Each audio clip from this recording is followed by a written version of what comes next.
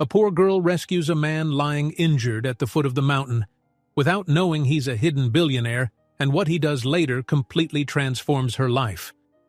But before we dive into the full story, let me know where you're watching from and what time it is. Now subscribe to the channel, and let's get started.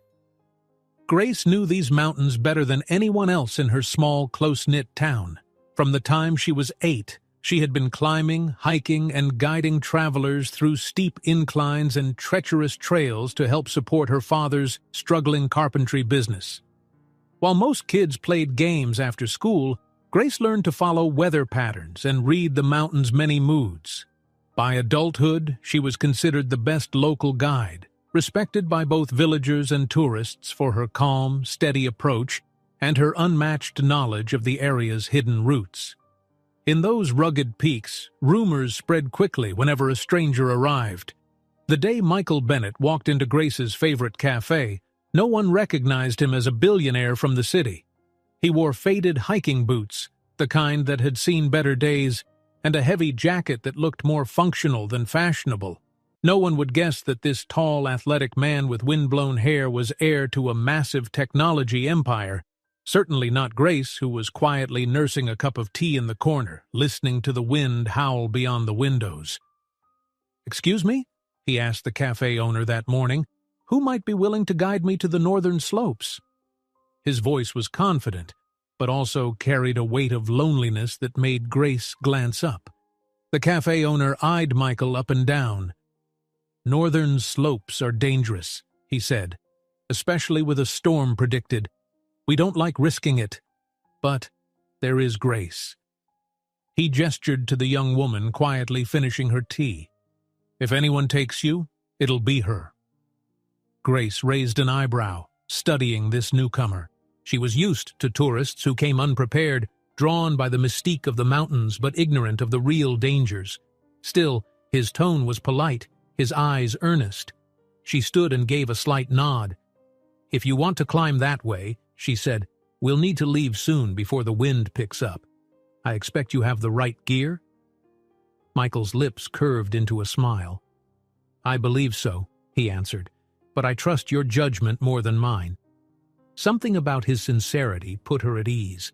She decided not to question him too much, at least not in front of the curious eyes inside the cafe.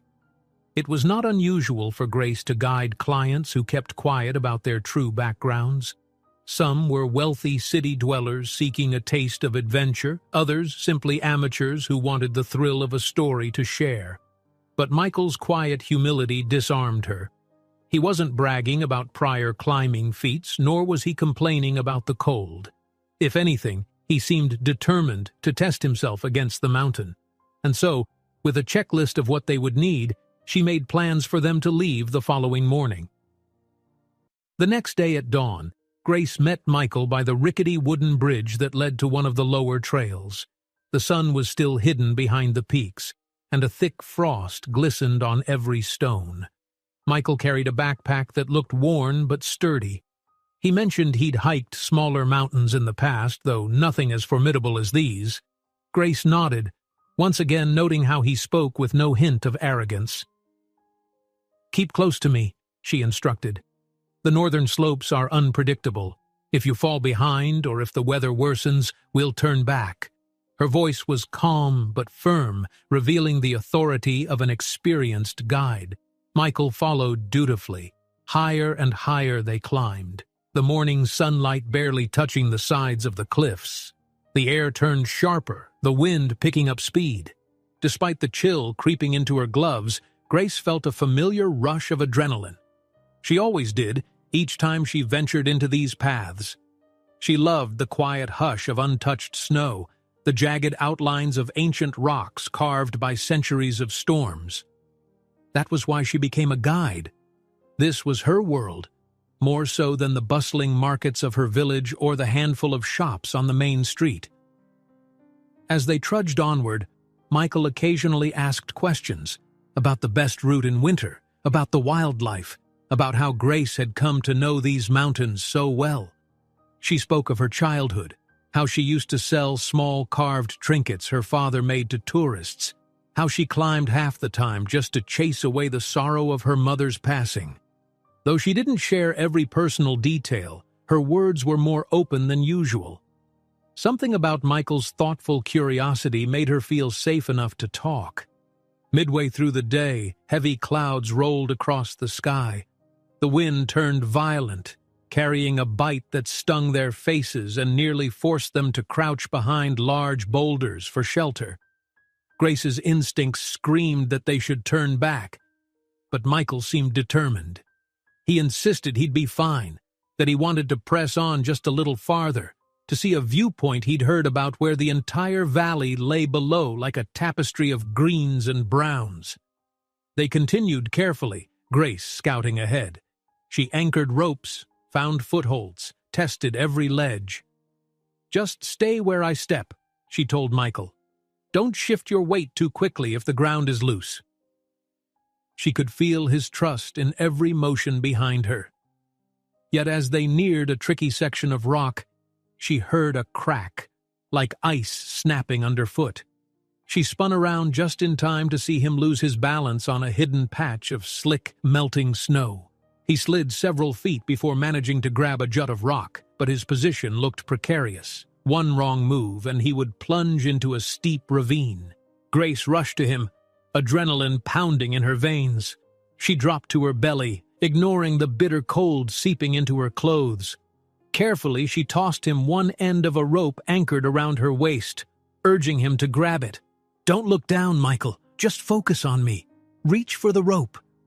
His face was pale, shock evident in his eyes, but he remained calm.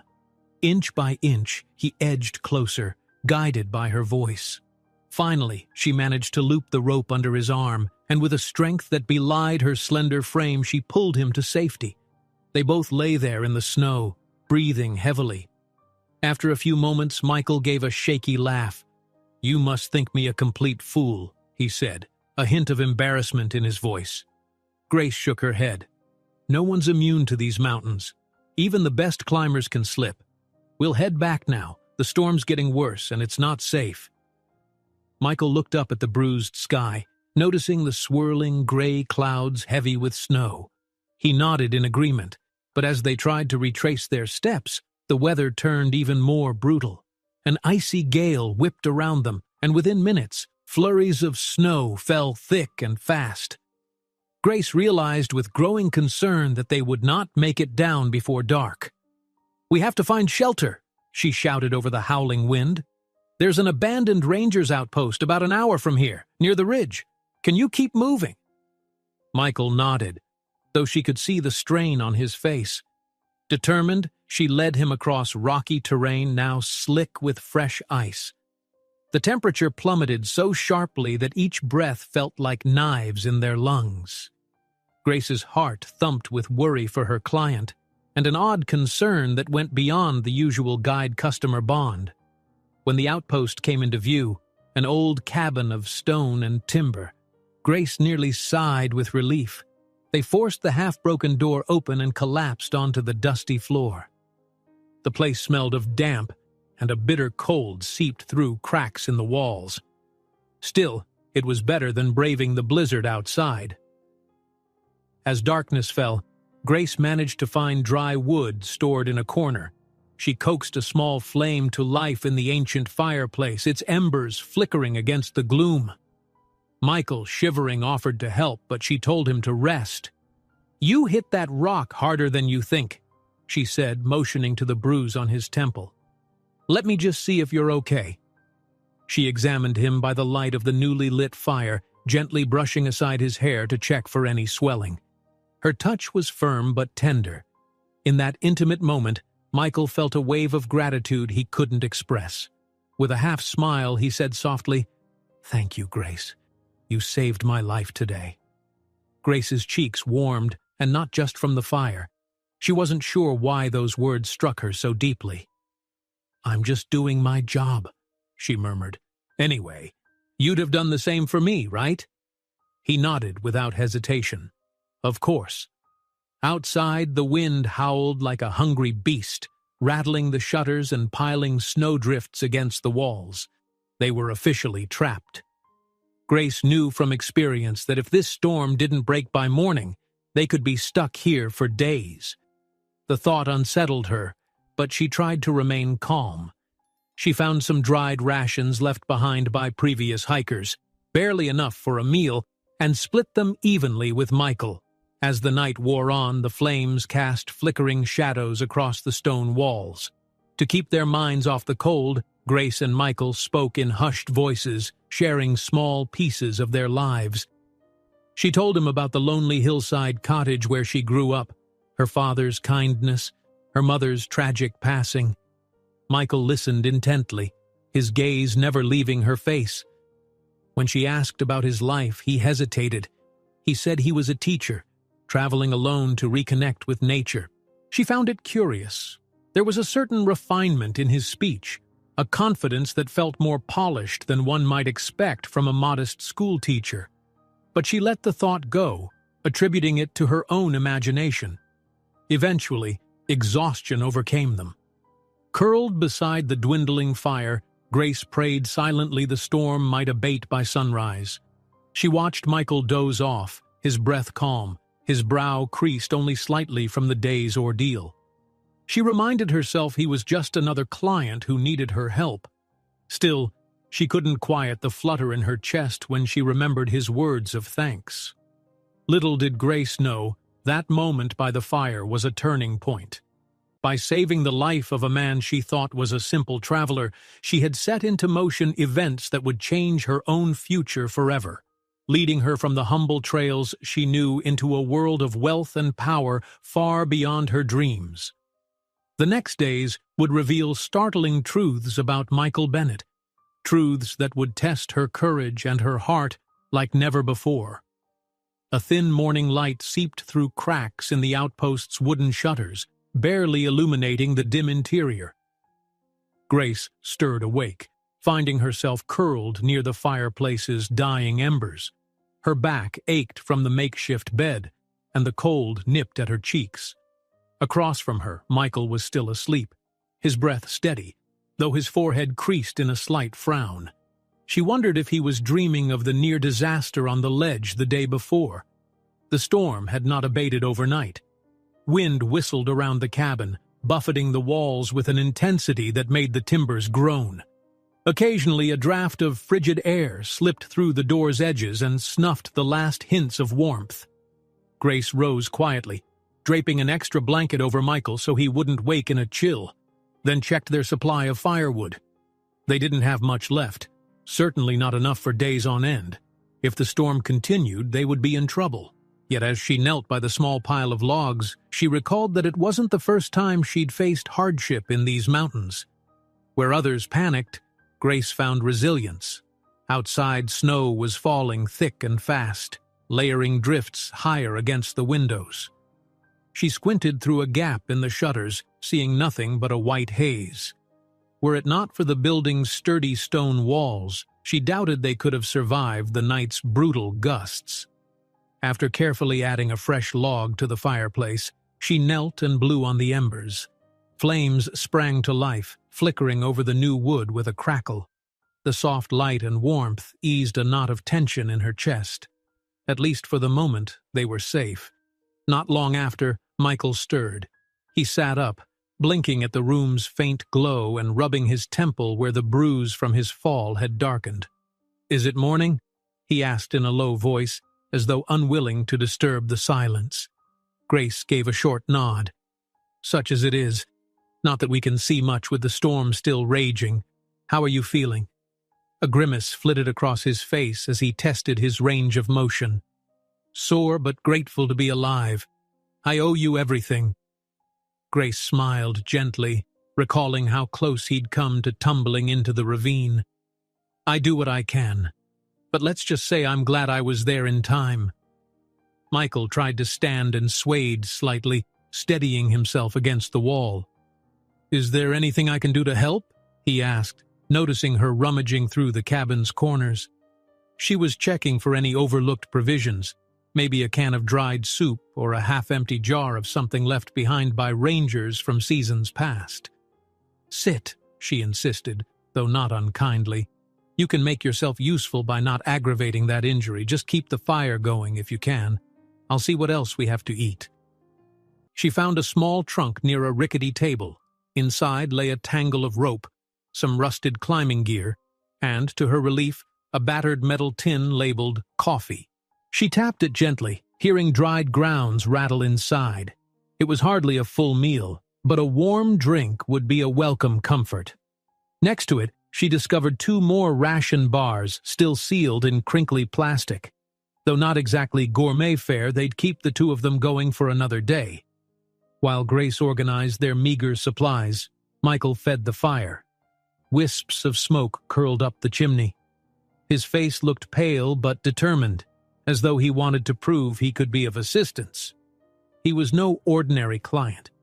Grace had guided many hikers, but rarely had she felt such an inexplicable pull of empathy towards someone she barely knew. Something about Michael's quiet demeanor, his readiness to trust her in a perilous situation, made her watch him more closely than she'd intended. "Here," she said softly, handing him a ration bar. She placed the battered coffee tin near the heat, mixing a little snowmelt water in a dented pot to brew a makeshift beverage. "It's not exactly a king's breakfast, but it'll do." Michael's gratitude shone in his eyes. "Tastes like a feast to me," he replied, biting into the bar. It was tough and flavorless, but he chewed it as though it were the best thing in the world. As they huddled by the fire, sipping steaming tin cup coffee, Grace finally asked, "Do you think someone might come looking for you?" Her tone was polite, but behind it lay genuine curiosity. "Family or friends, perhaps?" Michael took a moment to answer. "I'm not sure," he said. "I didn't exactly leave a detailed itinerary with anyone." The slight pause before anyone made Grace suspect there was more to the story. But she reminded herself that not every client wanted to share personal details. Maybe he truly was just a lone teacher on holiday, seeking solace in the mountains. "What about you?" he ventured. "Will your family worry?" Grace shook her head. "I live alone these days. My father passed recently. I have no siblings and, well, I guess the entire town is like family in a way, but they also know me. They know I'm cautious and can handle myself." She cast a glance out the window again, her breath fogging the glass. "Still, if we're not back soon, folks will suspect something's wrong and might send a rescue team. The local rangers check the passes whenever we have a blizzard like this." Michael nodded. "That might be our best bet, holding tight until help arrives." He hesitated, then asked, "But do you think we can last that long in this place?" Grace exhaled, letting the warmth of the coffee settle in her chest. "We don't have much food, but we have enough for a couple of days. The bigger concern is staying warm. We'll try to gather more wood, but if the storm doesn't ease soon, we might have to ration the fire. We'll do shifts, sleeping in turns to keep an eye on the flames." He agreed without argument, and they laid out a rough plan for the day. Grace insisted on checking around the perimeter for firewood or anything else salvageable. Despite Michael's desire to help, she wouldn't risk him aggravating his bruised ribs and head. Grabbing her coat and gloves, she ventured out. Snow and secrets. The wind blasted her the moment she unlatched the door. Icy flakes stung her face like needles. She trudged around the outpost, boots crunching through knee-deep drifts. Through the thick veil of white, the terrain looked alien, transformed overnight into a barren wasteland of swirling snow. She spotted a small woodshed behind the cabin, its door off the hinges. Inside, she found a few warped planks and half a broken stool, enough to burn for an extra hour or so if they rationed carefully. A sudden gust nearly knocked her off balance. She pressed a gloved hand to her hood, heart pounding. The storm's ferocity made it dangerous to be outside. As she hurried back, she couldn't shake the feeling that something about Michael Bennett was off. He was physically capable, sure, but the look in his eyes sometimes betrayed a man used to giving orders, used to having the final say, far different from the typical manner of a small-town schoolteacher. Yet he acted humble, seemingly content to follow her lead. Shaking the thought away, Grace stumbled back inside. "Not much out there," she reported, dumping the damp wood near the fireplace. "1 or 2 more logs worth of burn." Michael set aside the coffee tin. "It's better than nothing." Then, concerned, he reached out a hand to steady her. "You're trembling." The uncharacteristic kindness in his voice made her chest tighten. She wasn't used to others tending to her. Typically, on these expeditions, she was the caretaker, the guide, the one who solved every problem. But now, with supplies dwindling, cold air biting through her coat, and a new sense of vulnerability creeping in, she realized how desperately she wanted them both to get out safely. "I'll be fine," she murmured, removing her gloves. Her fingertips were red and numb. Michael helped rub warmth back into her hands. She inhaled shakily, half from the cold, half from the strange comfort of his touch. They spent the hours that followed in hushed conversation, occasionally lapsing into companionable silence. Michael, perhaps eager to divert attention from himself, turned each of Grace's questions around, pressing her gently about her upbringing and how she'd learned such impressive survival skills. Hesitant at first, she eventually told him stories of learning to fish in freezing streams, of skiing down slopes as a child before she could properly walk, of helping lost hikers when she was barely a teenager. Something about sharing those memories felt right. Later in the afternoon, they heard a faint rumble overhead, almost like helicopter blades. Hope surged in Grace's chest. She scrambled to the door, yanking it open, only to see whiteout conditions. If a rescue chopper was searching, it wouldn't see the cabin's roof beneath the swirling snow. She tried waving, shouting, even though she knew how futile that was against the howling wind. Eventually, the noise faded, swallowed by the storm. Defeated, she closed the door. "They may come back," Michael offered, seeing her disappointment. "They'll realize we couldn't have vanished without a trace. They'll circle again." Grace sighed, forcing a half-smile. "I know. It's just, this place feels more claustrophobic by the minute." She gestured around the musty interior. "And we don't know how long we can keep the fire going." Michael laid a reassuring hand on her shoulder. "Hey, we'll manage. And if all else fails, I'll do something foolish to attract attention," he joked, trying to lift her spirits.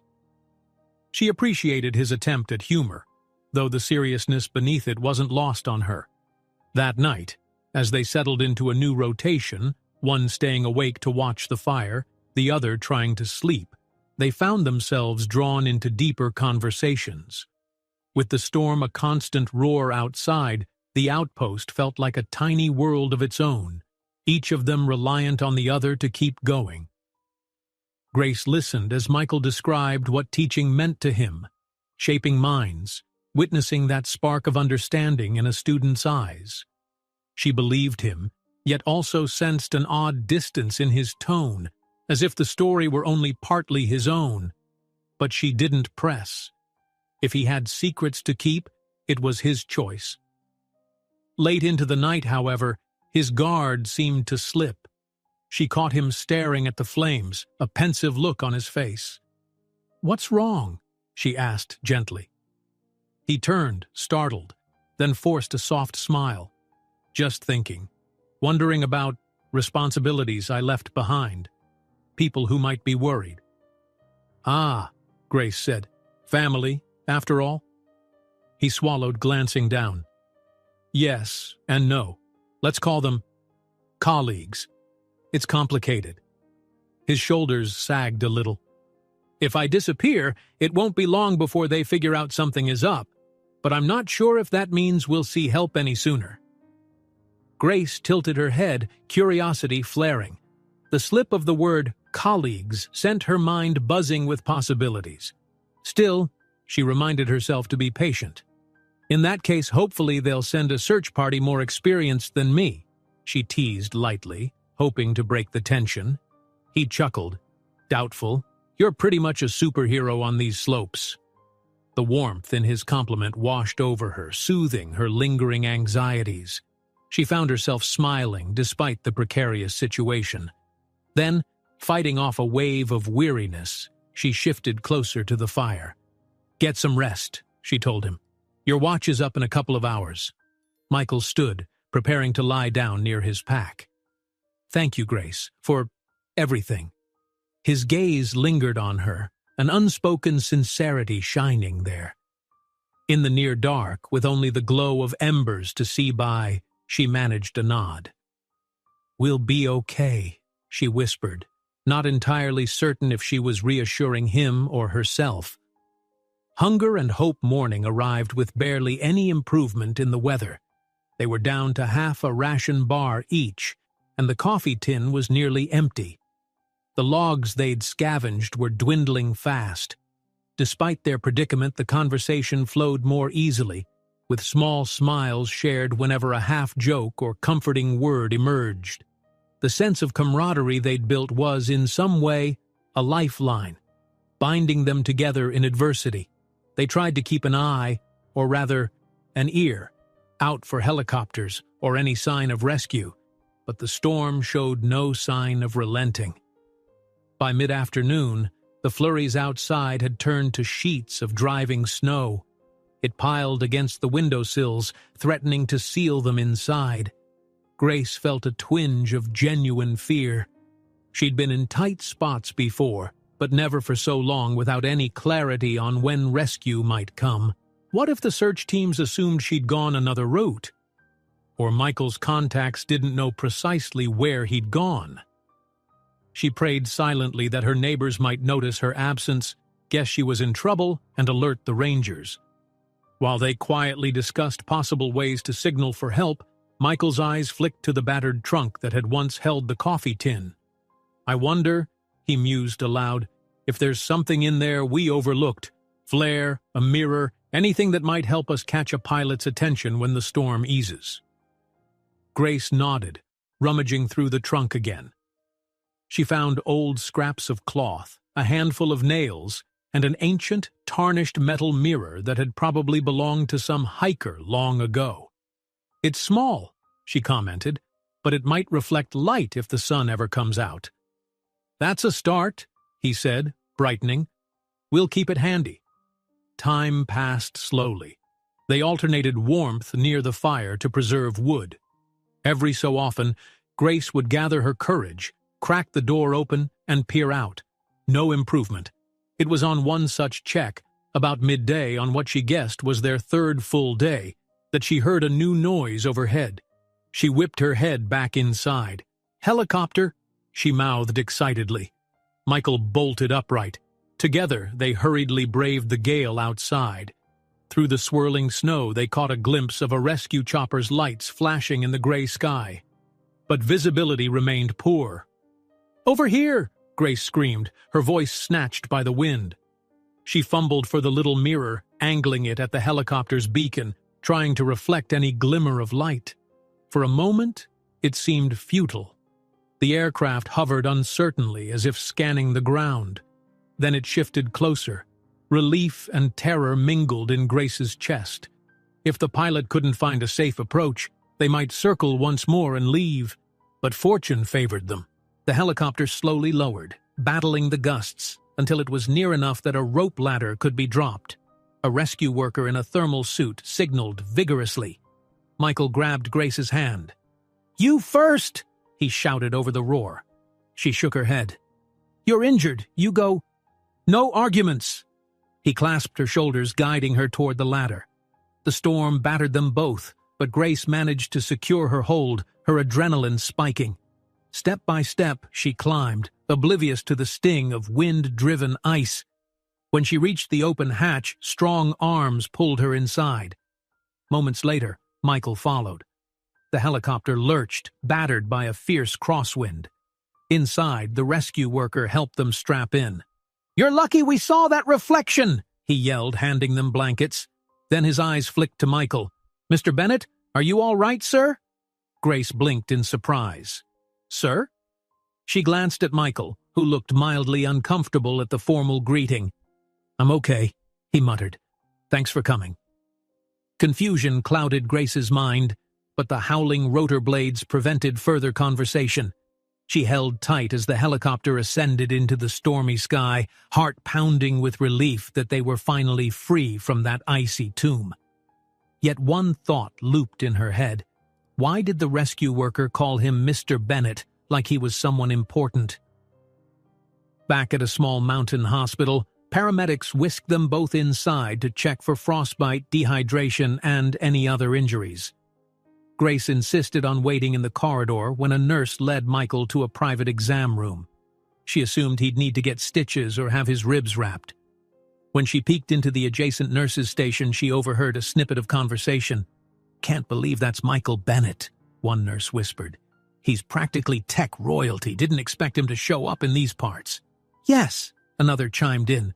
"Word is he's the Bennett heir. Must have gone off-grid. You know how these billionaires are. Thrill seekers." A jolt of shock raced through Grace. Billionaire? The man she'd fought through ice and snow to save was no mere teacher. She leaned against the wall, breath catching.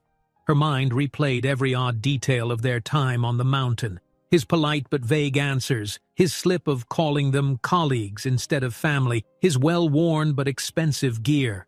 It all made sense now. She had risked her life, guided him, bared fragments of her soul, and he had concealed his true identity.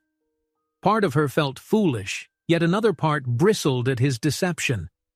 Had he thought she wouldn't help him if she knew, or had he just wanted anonymity? She remembered the relief on his face when she first agreed to guide him, the sincerity in his eyes by the outpost's fire. Could it all have been genuine? Caught in her own thoughts, Grace barely noticed the nurse tapping her shoulder. "Miss, the doctor wants to take a look at you too," she said. Grace nodded, forcing a smile. "Right, of course." She walked down the hallway, each step feeling heavier than the last. She wasn't sure what to think or how to feel. The only certainty was that her life, once stable and predictable, had suddenly collided with the secrets and complexities of a billionaire's world.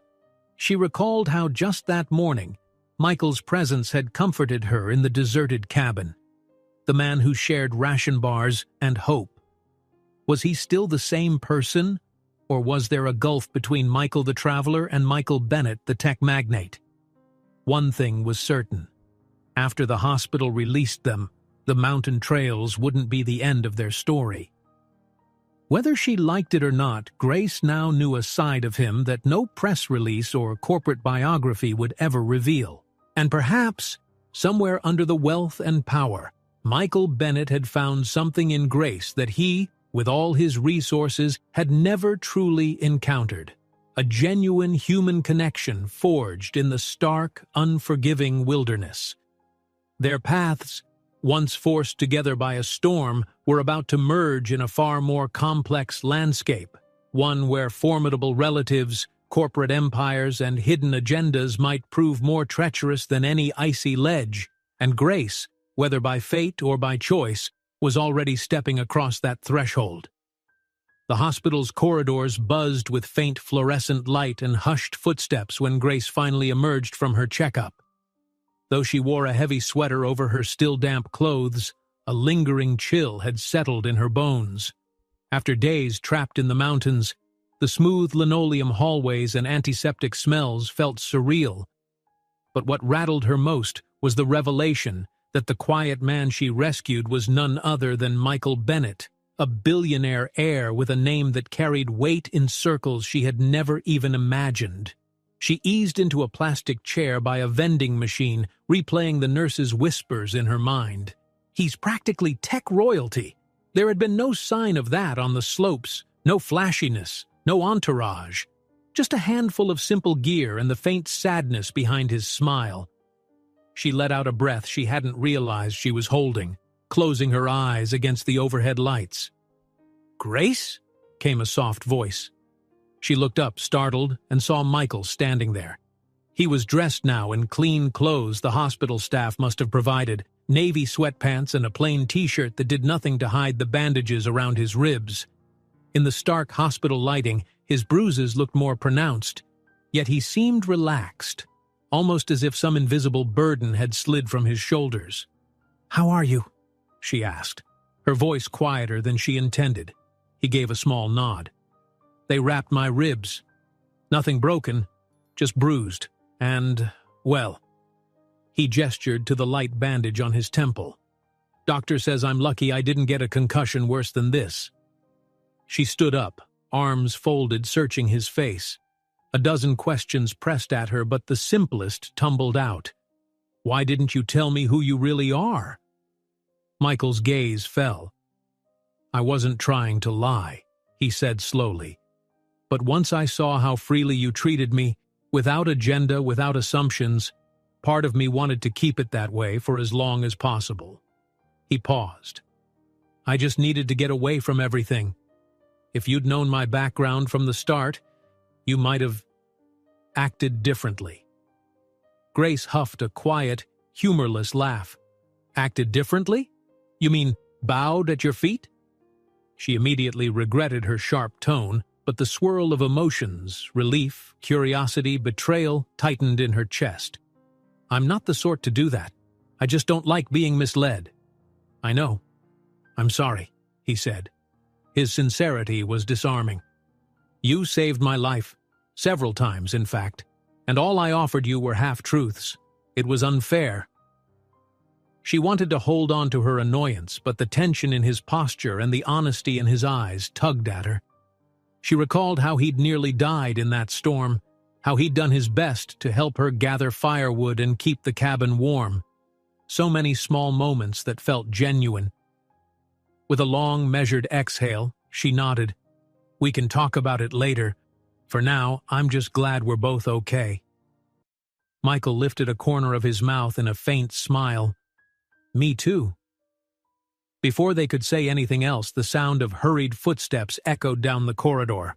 A short, well-dressed man in a tailored coat approached, flanked by two taller individuals in crisp suits. The short man carried himself with an air of polished efficiency. He spotted Michael and rushed forward, relief and mild panic warring on his face. "Sir, we've been searching everywhere," the man said breathlessly, looking Michael over as if verifying he was truly in one piece. Then, remembering himself, he added, "The board is in chaos without you. And your grandmother—" His voice trailed off ominously. Michael gave Grace an apologetic look before addressing the newcomer. "I'm all right, Bennett." It took Grace a second to realize this was the man's surname, not Michael's. How confusing. "We need to handle this carefully. Please lower your voice." The short man nodded, then flicked his gaze to Grace, curiosity evident. "You must be Miss Grace, yes?" She studied him warily. "Yes, that's me." "Thank you for protecting Mr. Bennett," he said formally. "Our entire organization is indebted to you." He extended a polite hand, but Grace hesitated. The weight of all this strangeness pressed on her. Suits, official thank yous, talk of boards and grandmothers. She shook his hand, but her mind reeled. Michael cleared his throat. "Grace, this is Andrew Bennett. No relation to me, ironically. He's an aide who handles my schedule and other matters." Andrew gave a polite bow, then pivoted as if wanting to whisk Michael away instantly. But Michael wasn't ready to depart yet. He cast a glance at Grace. "I want you to come with us." Her eyes widened. "What do you mean?" "Just for a few days," he clarified, exchanging a brief, meaningful look with Andrew. There are people I need to face, details about the company I need to handle, and I want to make sure you're recognized for what you did. Properly. Let me help with any medical bills, missed work, whatever you need." Grace shook her head, a swirl of protest forming. "That's not necessary. I'm fine. I just need to go home, check on my place, get back to my normal life." A normal life that suddenly felt as though it were spinning out of reach. Andrew stepped forward, voice hushed.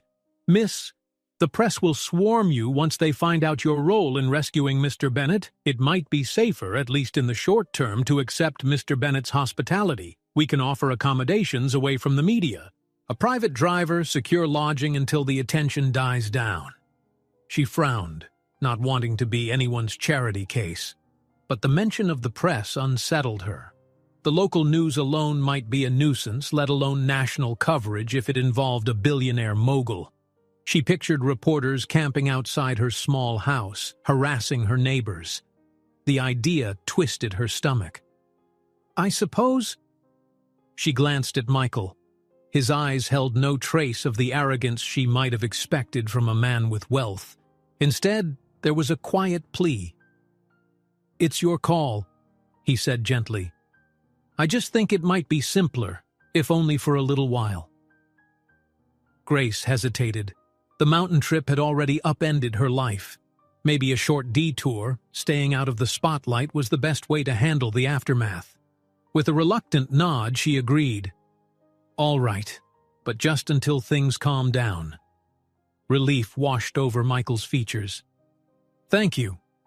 Andrew, can we arrange the car? And discreetly, please." Andrew dipped his head in affirmation. "Right away, sir." He motioned to the two suits behind him, who promptly set about finalizing hospital discharge forms, speaking in hushed tones to the staff. As they walked out of the hospital together, Grace felt as though she'd stepped onto a different planet. Outside, a black SUV with tinted windows idled by the curb. Another smaller car followed it, presumably with more staff. She wondered if neighbors might see these imposing vehicles in front of her modest little home. Would that invite gossip or frustration? Michael, noticing her discomfort, offered a quiet reassurance. "We'll keep a low profile. I'm not interested in making a spectacle either." For a moment they shared a comradely smile, recalling the storm that once seemed the biggest problem they'd ever face. Inside the SUV, the seats were soft leather, and the windows were tinted so dark it felt like night. Grace forced herself not to gape, though it was a far cry from the battered Jeep she sometimes rented for guiding. She and Michael sat side by side in the second row while Andrew navigated from the front, tapping quickly on a tablet. "Your grandmother?" Andrew began quietly, twisting around to address Michael. "She's scheduled an emergency board meeting to discuss your disappearance. It's in 72 hours. We need to get you home, brief you on everything that's transpired, and figure out how to handle the upcoming press conference. There's also talk of a new product launch you were supposed to review." Michael's jaw tightened at the mention of his grandmother. "Of course there is," he muttered. He shot Grace a sideways glance, and she noticed the flicker of worry behind his eyes. "We'll deal with it." "You'll want to rest first," Andrew insisted. "We've prepared a penthouse suite at the Bennett Tower in the city. Security is on high alert. We can also accommodate Miss Grace in a separate suite or a private room, whichever she prefers." "Wait," Grace interjected. "Bennett Tower? In the city?" Her mind conjured images of skyscrapers and sleek glass facades, environments far removed from the rustic life she knew. "This is all very sudden." Michael's expression softened. "I know. I won't force you. If you decide tomorrow it's too much, I'll make sure you get a quiet place somewhere else, but I want you to have the option to see this through with me. You have a right to know what you've stepped into." Silence settled in the car.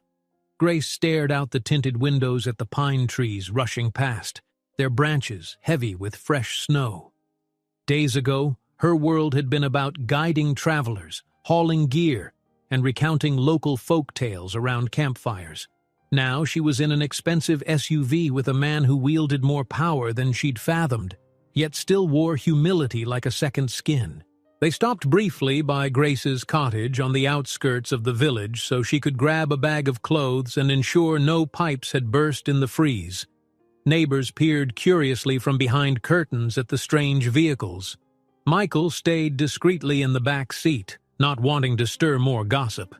He did, however, crane his neck out the window enough to see the small house Grace called home, a modest, single-story structure with a sloping roof nestled among evergreen trees. She felt a pang, wondering what he thought of her simple life. "Ready?" Andrew asked when she returned to the car, a backpack slung over her shoulder. She nodded, breathing in the cold, crisp air one last time before sliding back inside. As the vehicle pulled away, a swirl of anxiety mixed with a hint of anticipation twisted in her gut. She was leaving behind the quiet mountain town for a place where suits and board meetings dictated the day. They drove for hours, descending from winding forest roads into wider highways. The sky turned a dusky purple, then black, as they reached the city. Towering buildings rose against the skyline, their windows glittering like constellations. Grace tried not to press her face to the glass in amazement. She'd been to a city a handful of times, but never to one so vast or opulent. Eventually, the SUV turned into a private underground garage, pulling to a smooth stop. When the door opened, a team of security personnel stood waiting under bright overhead lights. The transformation was instant. Michael, battered from his ordeal, stood a little straighter as if donning an invisible mantle of authority. Andrew and a security chief exchanged hushed updates about the board meeting, the press, a myriad of details Grace could barely follow. "Let's get you upstairs," Michael said gently to Grace, guiding her toward a private elevator. The panel slid open with a soft chime, revealing polished marble floors. As the doors closed, she caught a glimpse of the large B logo etched into the lobby walls. Bennett Tower was undeniably grand, far from the humble cabin that had sheltered them just days before. The elevator ride was swift and silent, carrying them to a top floor. When it opened, Grace stepped into a sprawling penthouse suite with floor-to-ceiling windows overlooking the city. Plush furniture, abstract art, and gleaming fixtures screamed wealth. She paused in the entryway, feeling a sudden self-consciousness about her worn boots and travel-stained jacket. Michael frowned, noticing her hesitation. "It's just a place, Grace," he said quietly. "Don't let it intimidate you." But how could it not? Everything in sight looked astronomically expensive. She thought of her father's workshop, where he used second-hand tools to fix broken furniture, or her dusty bookstore a few blocks from her cottage that she frequented. This was another world. His world. In the living area, Andrew directed staff to bring refreshments, along with a guest services manager who wanted to confirm Grace's sleeping arrangements. Michael, still favoring his wrapped ribs, turned to her. "You'll have privacy, of course. A separate bedroom. Anything you need, just let us know." Grace managed a nod. She was torn between gratitude and an awkward sense of displacement. "Thank you." They planned to schedule a more thorough discussion the next morning about what to do regarding the press and any upcoming interviews. For now, the staff seemed to sense their exhaustion. Michael sank into an armchair, wincing at the pressure on his side. Andrew excused himself to handle calls, leaving the two of them with a quiet moment, city lights shimmering beyond the glass. Grace approached the floor-to-ceiling window, letting her gaze roam over the metropolis. The glow of streetlights stretched into the distance. Skyscrapers spiked the horizon. A faint hum of traffic pulsed below, so different from the hush of pine forests and mountain gales. She pressed a hand to the cool glass. "I never expected any of this," she murmured. Michael stood, joining her by the window. His reflection caught hers in the glass, two silhouettes against a field of urban stars. "Neither did I," he admitted. "Not the storm, not meeting you, not bringing you here." He glanced down at the bandages on his ribs. "But sometimes life reorders things for us, forces us to see what matters in ways we wouldn't choose." She turned, meeting his gaze. Her heart thudded a little harder. She thought about the terror of those snowy ledges, the closeness they'd shared under that battered cabin roof. Their bond felt both fragile and strangely resilient. "I just hope I can keep up," she said quietly, gesturing at the opulence around them. "This isn't my world." Michael's eyes softened. "It can be whatever you want it to be. If you choose to stay, we'll figure it out. If you choose to walk away tomorrow, I'll respect that." He shrugged, then winced at the motion. "You're the bravest person I know. You climbed the uncharted slopes of my life without hesitation." Grace couldn't help a small laugh, still marveling at how quickly the ground beneath her had shifted. "I suppose we'll see if I slip," she said, "or if I manage to hold on." They stood side by side for a while longer, letting the quiet city hum fill the space between them. Tomorrow she'd meet his staff, maybe even that imposing grandmother whose name carried such weight. She'd learn how the corridors of power turned just like unpredictable mountain weather, and she'd have to decide if her path would remain entwined with Michael Bennett's, this man of secrets and sincerity, or if she'd return to the ridges that had defined her life. One way or another, the climb was far from over. Sunlight crept over the city skyline, painting the penthouse's glass walls in a subtle glow. Grace blinked awake, momentarily disoriented by the plush mattress and the quiet hum of a climate-controlled room. The events of the last few days floated to the surface of her mind, an avalanche of memories that felt surreal in her unfamiliar surroundings. She lay still for a moment, gazing at the refined decor of the guest bedroom Andrew had hastily prepared. It all felt like stepping into someone else's dream. Reluctantly, she sat up, swinging her legs over the edge of the bed. From the window, morning traffic looked like toy cars navigating the city's streets. Nothing about this place resembled her mountain home. She wondered if she'd find a note from Michael or Andrew instructing her on what to do next, or if she was simply free to wander. Her stomach rumbled. The last real meal she'd had was a ration bar and stale coffee in that snowy outpost days ago. Despite her reluctance, she decided to investigate the kitchen or at least find some sign of breakfast.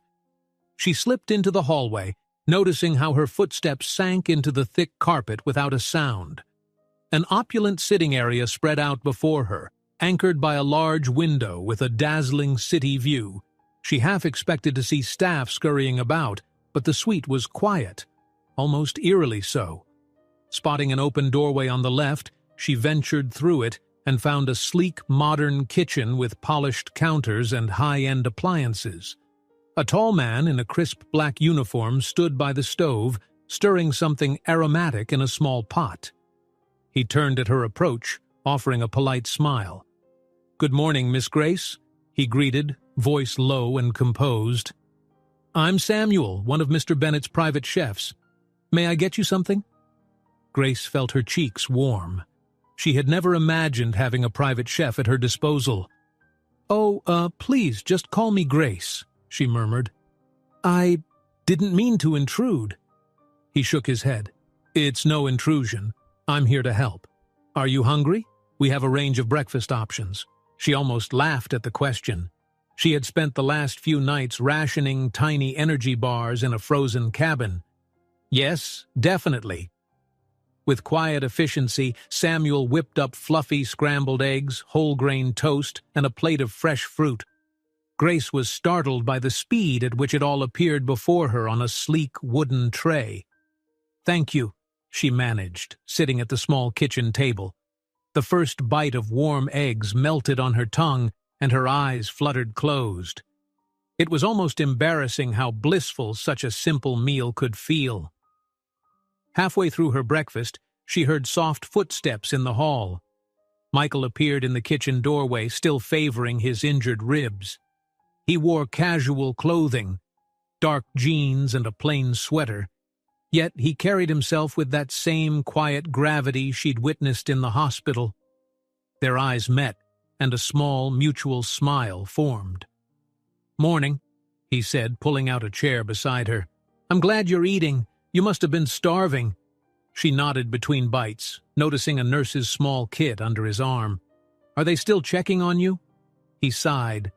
"Andrew insisted that a nurse drop by daily until my bruises heal. I'm sure it's overkill, but—" His voice trailed off as Samuel brought over another plate of food, presumably for him. Michael muttered a thanks before directing his attention back to Grace. "How did you sleep?" "Better than I expected," she admitted. Though this place is so quiet, I had trouble believing I was still in the city." She watched him carefully butter a piece of toast, his expression pensive. "It was designed for privacy," Michael explained. "When you run an empire like Bennett Technologies, you learn to value any sanctuary from the noise of the world. My grandmother, though, she thrives on public spectacle." Grace raised an eyebrow. She recalled Andrew's mention of a looming board meeting and the tension in Michael's eyes at the hospital. "Tell me about her," she said softly. "If we're going to meet, I'd like some warning." Michael leaned back, crossing one ankle over his knee. "Margaret Bennett. She's the head of our family and in many ways the driving force behind the company's global success. She's brilliant and ruthless. My parents died when I was still a teenager, so she took me under her wing, shaping me to lead the company someday. She expects me to embody the Bennett name, to continue our legacy." He paused, bitterness creeping into his tone. "So when I go missing on a remote mountain, it's not just a personal scare, it's a crisis for the business." Grace listened, sympathizing with the pressures he must have endured. "So she's upset that you disappeared without telling her?" His mouth tightened. "Upset doesn't quite cover it. She hates unpredictability. I suspect she'll turn our ordeal into a test of loyalty, or an excuse to clamp down on my personal freedoms." He hesitated, setting his coffee cup down. "And then there's you." She swallowed. "Me? She'll want to know who you are, why I brought you here, and whether your presence complicates her carefully laid plans." He gave an apologetic shrug. "I told you, she can be ruthless. She sees people as assets or obstacles. I'm worried about how she'll view you." Grace's appetite dulled at his words. She set her fork aside, the tension in her shoulders rising. I don't want to cause problems. Maybe I should just leave, get a hotel room somewhere. I can handle the reporters myself." Michael's eyes narrowed. "You don't have to handle anything alone, not after what we've been through. Don't let her intimidate you before you even meet." She forced a thin smile. He reached across, resting a hand lightly on hers. The small gesture of warmth reminded her of those intense hours they'd spent in the blizzard, saving each other. "I'm just not used to this world," she murmured. "I know," he said, voice gentle. "But you belong here if you choose to. Because you're part of my story now, like it or not." A slight wry grin twisted his lips. Before she could reply, Andrew poked his head into the kitchen. "Mr. Bennett, Miss Grace. Pardon the interruption, but the security team just received word that your grandmother's jet landed an hour ago. She'll be arriving at Bennett Tower by noon. Also, we have a short meeting with the PR department in about 40 minutes to go over press strategies." Michael exhaled slowly. "All right, we'll be ready." Andrew nodded and vanished, footsteps echoing down the hall. Grace's pulse sped up, so the powerful Margaret Bennett was en route, probably bristling with fury. 40 minutes to figure out press strategies?" she asked, letting out a shaky laugh. "Sure, I'll just read a few pamphlets on how to talk to the media." Michael stood, gingerly pressing a hand to his side. "You don't have to speak to anyone," he said. "We just need you in the room so the team knows how to handle questions about the rescue. They'll want to spin the story a certain way, maybe emphasize the romance of a billionaire rescued by a courageous local guide. That angle is good press. But if you're uncomfortable, we can set boundaries." She bristled a bit at the word spin, but recognized the practicality. "All right, I'll come to the meeting, but no one's going to turn me into some fictional damsel, okay? I guided you up there, and we faced a storm. That's the truth." Michael's expression softened. "I promise, no false narrative. We'll keep it real." They finished breakfast, and Grace quickly retreated to her room to freshen up.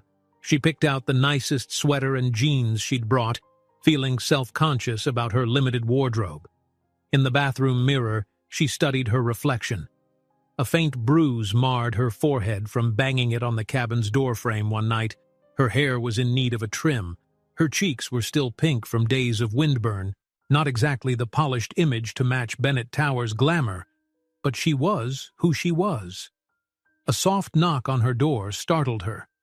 "Come in," she called. Andrew stepped inside, offering a garment bag. "For you, Miss Grace.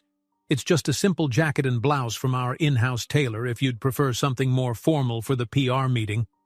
He cleared his throat, noting her slight frown. "You're under no obligation to wear it, of course." She exhaled, touched by the gesture. "Thank you," she said politely, accepting the bag. After he left, she unzipped it to reveal a sleek navy blazer and a white blouse, both crisp and understated. Though a small part of her rebelled at the notion of dressing up for a press meeting she never asked for, another part of her recognized that blending in might be easier than standing out as the mountain girl in worn plaid. 10 minutes later, she emerged into the living area in the blazer, smoothing her hair self-consciously. Michael, who stood by a panoramic window, turned at her approach. For a moment he seemed at a loss for words. "You look great," he said. Heat rose to her cheeks. "Thank you," Andrew insisted. Michael cracked a grin. "He's good at that. Insisting. Are you ready?" She nodded, ignoring the persistent flutter in her stomach. Together they entered the penthouse's private elevator. Andrew joined them, briefing Michael in hushed tones about the upcoming session with the PR team. Grace stood quietly, heart thumping. Part of her wanted to ask what her role would be in all this. Another part dreaded the possibility of being thrust into a public spotlight. The elevator descended swiftly, lights flickering across polished panels. They stepped out onto a floor that seemed to serve as a central hub for Bennett Technologies' communications department. Frosted glass walls divided sleek, minimalist offices. Busy staffers typed away at open-plan desks. The hush was professional, but Grace sensed a simmering excitement, whispers traveling about the building that the boss had returned. "In here," Andrew said, opening a conference room door. The space inside was large, with a wall-mounted screen displaying swirling company logos. Around a glossy table sat half a dozen individuals, a stern-faced older man in a tailored suit, 2 younger women with notepads, a communications director, and a couple of legal advisors. They all rose respectfully as Michael entered. "Mr. Bennett," the stern-faced man said, nodding. "Welcome back." Michael acknowledged the group. "Thank you, Strickland. Let's keep this brief and straightforward, all right? Grace is here of her own will, and she'll only do what she's comfortable with." Strickland's gaze shifted to Grace. His eyes flicked over her in a rapid assessment, though he kept his expression neutral. "Of course. Please, have a seat, Miss... Grace?" he asked, fumbling for her last name. "Just Grace," she said, sitting by Michael. The tension in the room was palpable. She could practically feel the unspoken curiosity about who she was and how exactly she factored into Michael's near disaster. The communications director, a poised woman with short hair and sharp eyes, leaned forward. "We've prepared a preliminary statement to release to major outlets," she said, clicking a remote to display text on the screen. "Essentially, we confirm that Mr. Bennett was on personal leave, encountered a mountaineering accident, and was rescued by a skilled local guide, Miss Grace, before being airlifted to safety. We're highlighting the heroism involved and emphasizing that Bennett Technologies' operations were never at risk." Strickland jumped in, adjusting his thin-rimmed glasses. "Our main concern is controlling the narrative. We want to convey gratitude to Miss Grace without suggesting any liability on the company's part or drawing undue speculation about why Mr. Bennett was absent during a critical period." Grace glanced at Michael, feeling a flicker of discomfort at hearing them dissect her role like a bullet point. But she forced herself to focus as the director continued. "In addition, we'll need to handle any interview requests. Outlets are already requesting to speak with Miss Grace. Some want first-person accounts of the rescue." Grace's stomach clenched. She pictured a reporter shoving a microphone in her face, twisting her words. "I'm not sure I'm up for interviews," she said quietly. Michael placed a reassuring hand on the conference table beside hers. She's not a public figure. We can't force her into that. Strickland pursed his lips. We'd prefer not to refuse every request outright, or it might look secretive. But we can limit it. Perhaps a short written statement in Grace's own words, or a controlled interview with a friendly outlet. That way we answer the public's curiosity and move on quickly. Grace swallowed hard, uncertain. The room's fluorescent lights felt hotter. She imagined the swirl of cameras, the possibility of her little hometown becoming a spectacle. Yet the logic of a controlled statement made sense. If she tried to hide, rumor mills might spin wild theories. She nodded, voice subdued. If that's what it takes to avoid a circus, then all right. One statement or one interview, but I'd want to see the questions first. A ripple of relief passed around the table. Strickland made a note. Understood. We'll coordinate with you and Mr. Bennett for approval before anything goes live. The conversation shifted to the timing of the press release, the possibility of a discreet photo to accompany it. Grace listened, numb. This was a world of polished narratives and crisis management. She felt like a climber again, perched precariously on a ledge, except this time the ledge was social media and PR spin. Eventually the meeting wrapped up. Everyone rose, offering polite nods. Michael guided Grace out into the corridor. "You okay?" he asked softly, noticing her tension. She expelled a breath. "It's just so calculated. Even the rescue is turned into bullet points and headlines." Michael's face filled with quiet sympathy. "Welcome to my daily reality. This is why I needed to escape, why I tried to climb that mountain." His gaze flicked to a passing staffer who bowed slightly in acknowledgement. "I know it's a lot. If you need space, just say the word." Grace managed a small, grateful smile. "I appreciate it, but I'll see this through for now." They made their way back to the elevator. Andrew caught up with them, phone pressed to his ear. "Your grandmother is on her way up from the lobby," he whispered, eyes darting. "She brought the full board with her, apparently. They want to greet you together as a show of unity." Michael stiffened, his jaw clenching. "Of course she did." He turned to Grace. "I'm sorry. This might be intense." "I can handle it," she said, lifting her chin, though her heart hammered at the idea of facing Margaret Bennett's formidable presence. The elevator rose swiftly. When the doors opened, they found themselves in the executive foyer, a spacious area adorned with modern art and a glossy reception desk. A group of well-dressed individuals stood waiting, men in tailored suits, women in crisp skirts or pantsuits, all radiating authority. And in the center, a tall, silver-haired woman in a black coat, spine straight as an iron rod. Margaret Bennett. Her piercing gaze flicked over Michael with both relief and exasperation, then shifted to Grace. The older woman's sharp eyes narrowed just a fraction, reading everything she could from Grace's posture in mere seconds. In that charged silence, Grace felt she had gone from scaling a perilous mountain to scaling an entirely different peak, the summit of corporate power, where the slightest misstep might send her tumbling down. "Grandmother," Michael said evenly, stepping forward. Margaret lifted her chin. "Michael," she replied, voice crisp, "I'm pleased you survived."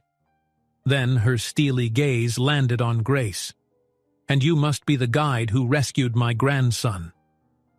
She said the word rescued with a faint note of skepticism, as if uncertain of the real story. Grace, fighting a surge of nerves, squared her shoulders. "Yes, ma'am. My name is Grace."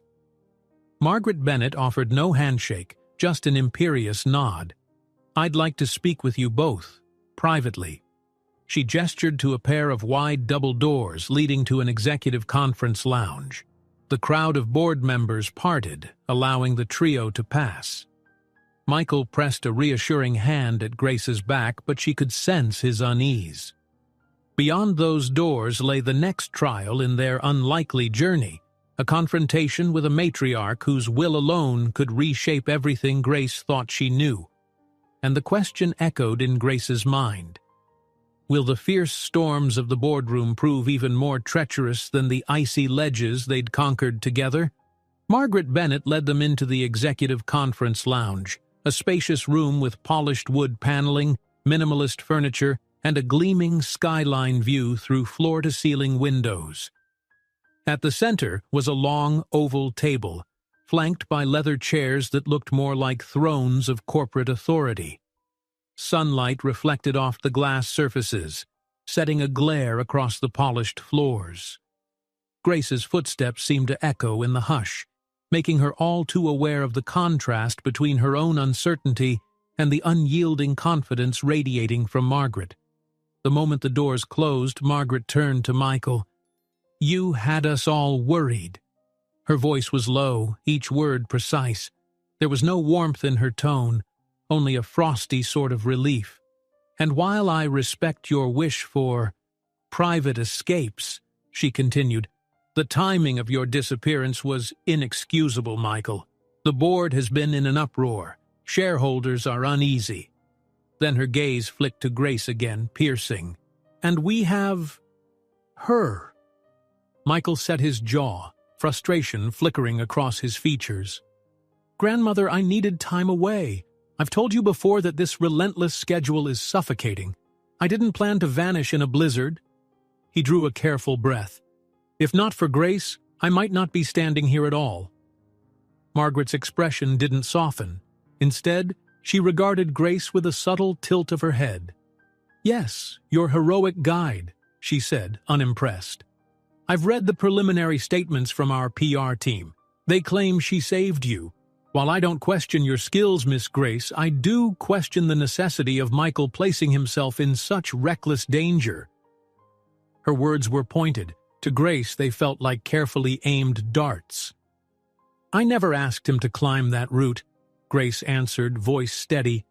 She felt Michael's subtle shift beside her as if encouraging her to stand firm. "He hired me as a guide, and I did my job. When the storm hit, we both had to survive." She swallowed, meeting Margaret's steely gaze.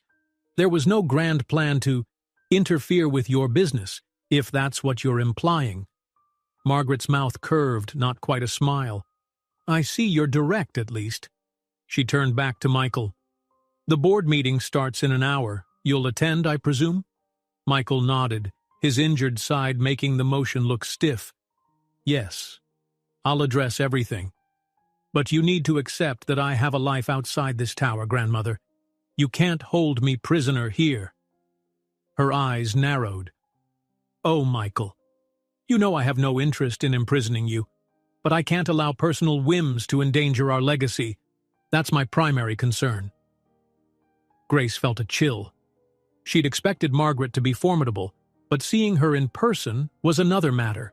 Every word dripped with authority, honed by decades of boardroom battles. Michael might be the company's heir, but Margaret was its matriarch, unyielding, unmoved by anything except strategic advantage. "And Miss Grace," Margaret added, turning again, "you're staying here, I'm told." "Yes," Michael answered firmly before Grace could speak. "For now, she is my guest, and she's entitled to respect after what she did for me." Margaret paused, as if weighing whether to press the issue. Her lips tightened. "Very well. We'll see how the board reacts to her presence. In any case, I trust you'll manage the press situation efficiently." Her voice took on a clipped edge. "We cannot afford a scandal." Grace bristled internally. If her saving Michael's life was considered a scandal, what did that say about this world? She forced herself to remain calm. The older woman stepped away, glancing at her slim gold watch. "I have a few calls to make before the meeting. Michael, Andrew will fill you in on the agenda. You'll meet the board in the main conference room on the 50th floor." She spared Grace a final, assessing look. "I'll see you both soon." Then, with that, Margaret swept out, the conference room doors closing behind her. A breath Grace didn't know she was holding escaped. "That was intense," she muttered. Michael rubbed the back of his neck. "Welcome to my life," he said quietly. She's used to controlling every aspect of this company, and by extension me. He caught Grace's eye. I'm sorry if she was harsh. Grace shook her head. I can handle it. But this is a different kind of storm, that's for sure. He offered her a half-smile of sympathy. Come on. Let's find Andrew and see what the board wants exactly. If you're uncomfortable, you don't have to stay in the meeting. But I'd like you there, if only so you can understand the dynamics and defend yourself if needed. She hesitated, then nodded. All right, let's do it. They found Andrew in a smaller adjacent office, flipping through a stack of papers. He looked up with relief when they entered. Michael, Miss Grace, I've just spoken to the board's assistant. Here's the agenda. He handed over a printed sheet bulleting topics like financial projections, press release status, and heir apparent absence discussion. Michael snorted. They turned my disappearance into an official bullet point? Andrew nodded wryly. Yes. They're calling it an unanticipated absence. Margaret Bennett wants a formal explanation. His gaze shifted to Grace, then back to Michael. The board might press for a show of accountability, like a timeline of your activities, possibly an apology or even a small penalty. It's all to soothe the shareholders. Michael skimmed the agenda, jaw tightening. I'll handle it. Grace, you can sit in, but you're under no obligation to speak unless they address you directly. Andrew raised a finger. On that note, Miss Grace, a few board members might want to hear from you. They're curious how you got Michael out of danger. My advice? Keep it simple. Emphasize that you acted as his guide, the situation was unforeseen, and you're cooperating with the company's PR strategy. Avoid personal details if you're not comfortable. Grace inhaled, gathering her courage. Understood. Soon, they stood outside the 50th floor conference room. Through the glass walls, Grace could see a large oval table similar to the lounges but bigger, enough for over a dozen men and women. They were all impeccably dressed, flipping through files or whispering to one another. Margaret sat at the head, calm and composed. The tension in the air was palpable even from the hallway. Michael took a steadying breath. Here we go, he murmured to Grace, guiding her inside. All conversation quieted instantly. Eyes snapped toward them, some curious, others indifferent or guarded. Margaret gave a tight nod of acknowledgement, then tapped the table with a manicured nail. We have quorum, she announced. Let's proceed. Michael and Grace took seats toward the head of the table. Andrew remained standing near the wall, prepared to assist. The meeting kicked off with a rapid series of formalities. Roll call, approval of minutes, a swift financial update that breezed past Grace's understanding with dizzying numbers about acquisitions and R&D. She tried to keep her composure, though her heartbeat thudded in her ears. Then came the main agenda item, unanticipated absence. Margaret folded her hands on the table. Michael, you owe this board an explanation. During a crucial phase for Bennett Technologies, finalizing the next product launch, maintaining investor confidence, you vanished without word. That left Andrew and me scrambling to keep rumors at bay. The stock price wavered upon news that you were unaccounted for. Kindly clarify your intentions. The older members eyed Michael closely. Younger ones took notes.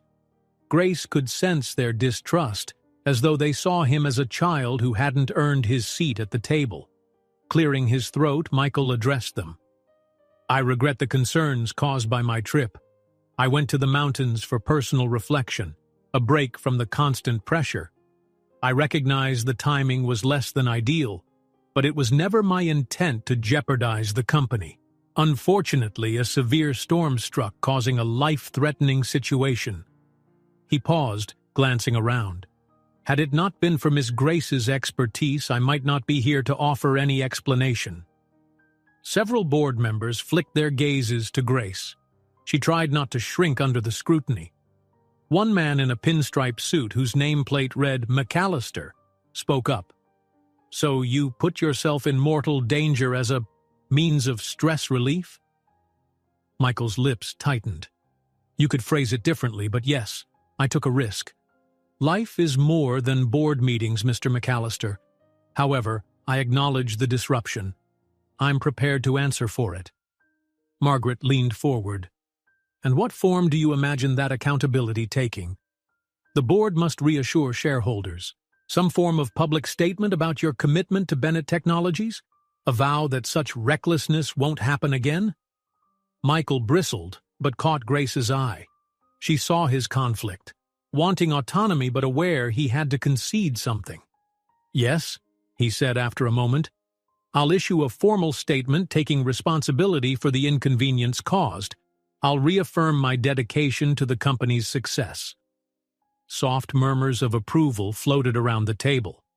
Then a woman with silver-streaked hair, labeled Winters, folded her arms and addressed Grace directly. Miss Grace, you are... Grace swallowed. I'm a local mountain guide from a small town in the northern ranges, she said, keeping her voice calm. Michael hired me to lead him safely. The storm was unexpected, and we took shelter for days. We were both nearly out of supplies when rescue arrived. There's no hidden plot here. Winters pursed her lips. Thank you. But we'd like to know whether you intend to remain involved in Mr. Bennett's affairs. We can't have... She paused, searching for words. We can't have an unvetted individual influencing company decisions or presenting a public image that conflicts with Bennett Technologies' brand. A flare of indignation lit inside Grace, but she tempered it. I have no interest in corporate affairs. I only stayed because your press team suggested it would be simpler to handle media inquiries together. I'm not here to meddle in your brand. McAllister cleared his throat. Indeed. But you're also living in Mr. Bennett's penthouse, we hear? Michael cut in firmly. She's my guest. She has as much right to be there as any friend or colleague of mine. That's not up for debate. Margaret's stare remained icy. Michael, dear, we must ensure no further scandal. If Miss Grace is to remain in your life, we need clarity about her role. The media will spin all sorts of narratives. Some might say she manipulated you to gain wealth, or that her rescue was contrived. She lifted a hand to forestall protest. I'm not accusing her, but these are the stories tabloids love. We can't let rumor overshadow the upcoming product launch. Grace felt her cheeks burn at the insinuation. I'm not after his money, she said, trying to keep her voice level. I have a business, helping hikers, that's all. A tall board member with a soft accent named Esposito spoke gently. We understand, Miss Grace, but this is how high-profile worlds operate. The truth rarely matters as much as the story people believe. We want to protect the company and, ironically, you, from harmful rumors. Michael exhaled, frustration evident. What do you propose? A contract that says she can't speak about certain things? A background check? It's demeaning? Margaret's lips pressed thin.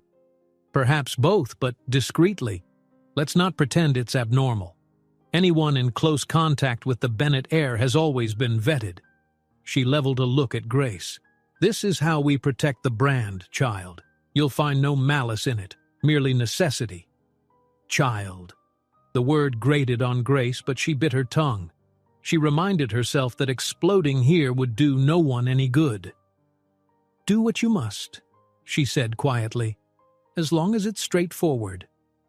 Margaret's gaze lingered, faint curiosity in her eyes. You speak with more composure than I expected. I've guided climbers on sheer cliffs, Grace said, lifting her chin. You learn to keep calm or you fall. A tiny, cold smile ghosted Margaret's lips. Perhaps you're not entirely out of your depth here. The meeting continued with talk of next steps. Michael's apology statement, how PR would spin the rescue, how to handle Grace's presence in the city. The board wanted a minimal fuss approach, one official interview or statement from Grace, and a formal vow from Michael that he was dedicated to Bennett Technologies. Grace listened to each bullet point, her insides a swirl of conflicting emotions. This was exactly why Michael fled to the mountains. Endless scrutinies, rigid expectations, no breathing room. At last, Margaret called the meeting to a close. We'll reconvene tomorrow to finalize details for the product launch. Michael, be prepared to demonstrate your leadership. We can't have you vanish again. Michael's eyes flashed, but he nodded curtly.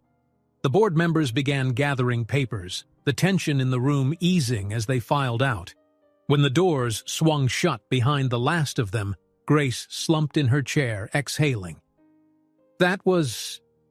well, I'd say it's more exhausting than fighting a snowstorm, but maybe on par. Michael raked a hand through his hair, grimacing. I'm sorry you had to endure that. They're fixated on controlling every angle.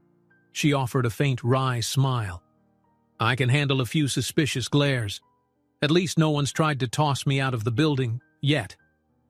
He stood, wincing slightly at his bruised side. Not yet, anyway. His voice softened. My grandmother isn't always so harsh, but with the board present, she's playing the role of ruthless leader. He paused, gazing down at her. Thank you for standing your ground. You didn't let them intimidate you. Grace rose from her seat, adjusting her blazer. She felt drained but oddly proud. I'll survive. I've survived worse. But I'd be lying if I said I wasn't worried about how all this attention might disrupt my life. Michael caught her hand in a gentle squeeze. We'll make sure you're not swallowed by it. That's a promise. Andrew appeared at the door, a hint of sympathy in his eyes. Your grandmother wants a word with you privately, Michael. She's waiting in her office. Grace, you're free to head back upstairs, or I can show you around the building if you'd like a short tour. Grace glanced at Michael, who nodded encouragement. Take the tour, he said quietly. See a bit of the world you've stumbled into. I'll meet you back at the penthouse. She agreed, though her curiosity was laced with caution.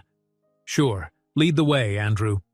As they stepped into the hallway, leaving Michael behind, she felt a swirl of emotions.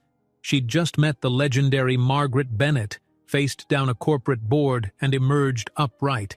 Yet she couldn't shake the sense that the real challenges were only beginning. She'd climbed the literal mountains with Michael.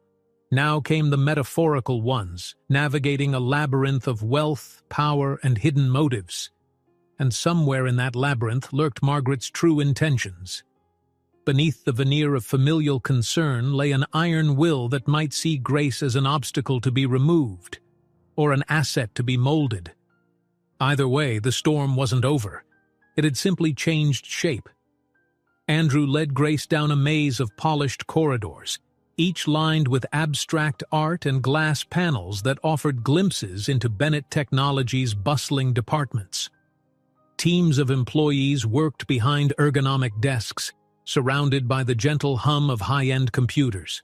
Occasionally, someone would glance up, curiosity flickering across their features when they spotted Andrew and the unfamiliar woman at his side. Grace did her best to walk calmly, though her heart thumped with each inquisitive stare. You'll find that every floor here has its own unique function, Andrew explained as he guided her along. We're quite large, of course. Research and development takes up nearly a dozen floors, marketing another 4, legal has 2, plus the executive levels. He paused before a window that overlooked a grand atrium. Sunlight poured in from a massive skylight, casting geometric patterns of light onto a lush, plant-filled space below. This is the central hub, he said, pointing. Employees can gather there for coffee, informal meetings, or simply to decompress. Grace surveyed the atrium, marveling at the tall indoor trees and minimalist sculptures.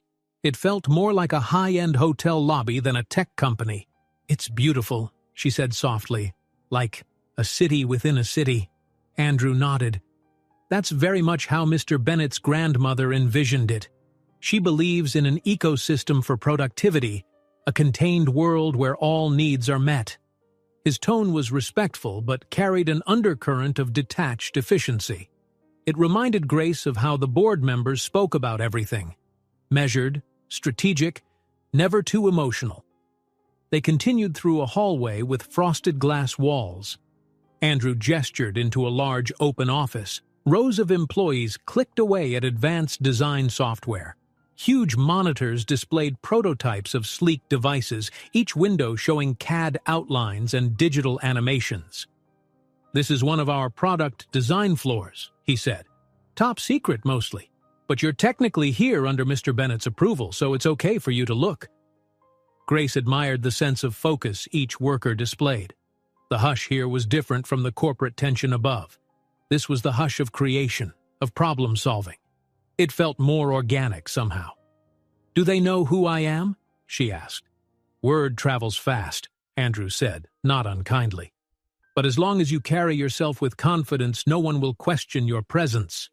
She rubbed her arms, recalling the boardroom's earlier scrutiny. Easier said than done, I suppose. They pressed on, passing a small cafe area where a handful of employees sipped espresso. Andrew paused near a large digital display that cycled through Bennett Technologies' achievements, philanthropic grants, environmental initiatives, scholarships. A photo of Margaret Bennett accepting an industry award filled the screen, then was replaced by a younger Michael smiling during an unveiling event, cutting a ribbon on a new research lab. Grace paused, her gaze lingering on his face. He looked so carefree in that shot, a stark contrast to the tension she'd seen in him recently. "I suppose you're thinking how different he looks now," Andrew remarked, reading her expression. She nodded. He was smiling like he was genuinely proud of something. Then she caught herself, worried she'd said too much. "I mean, he still can smile, of course, but there's an edge to him, like he's carrying a burden." Andrew exhaled a hint of a sigh. "Michael, or Mr. Bennett, has been groomed to lead since he was young, especially after his parents passed. Margaret pushed him to master every aspect of the company, from R&D to finance to public relations. He's never truly had space to breathe." Grace folded her arms. "That must be why he ran off to the mountains, to get away." "Yes, precisely." Andrew's eyes were sympathetic. "Though you see where that choice landed him. Now there's even more pressure to prove he's committed." Something in Grace's chest stirred at the thought. He just needed a break. People shouldn't have to apologize for taking time to clear their heads, especially after so much loss. Andrew's posture tightened. "Miss Grace, I'm not unsympathetic, but Bennett Technologies is massive. Thousands of employees rely on stable leadership. Investors need confidence. When the figurehead disappears, it creates panic. And Margaret Bennett has weathered decades of building this empire. She won't let Michael's personal yearnings erode that." She couldn't deny the logic, even if it felt harsh. "So it's duty above all else." He shrugged, gesturing for them to continue walking. "Margaret believes that without the family's ironclad leadership, the entire enterprise could crumble or be swallowed up by rivals. She insists that her grandson assume his responsibilities fully.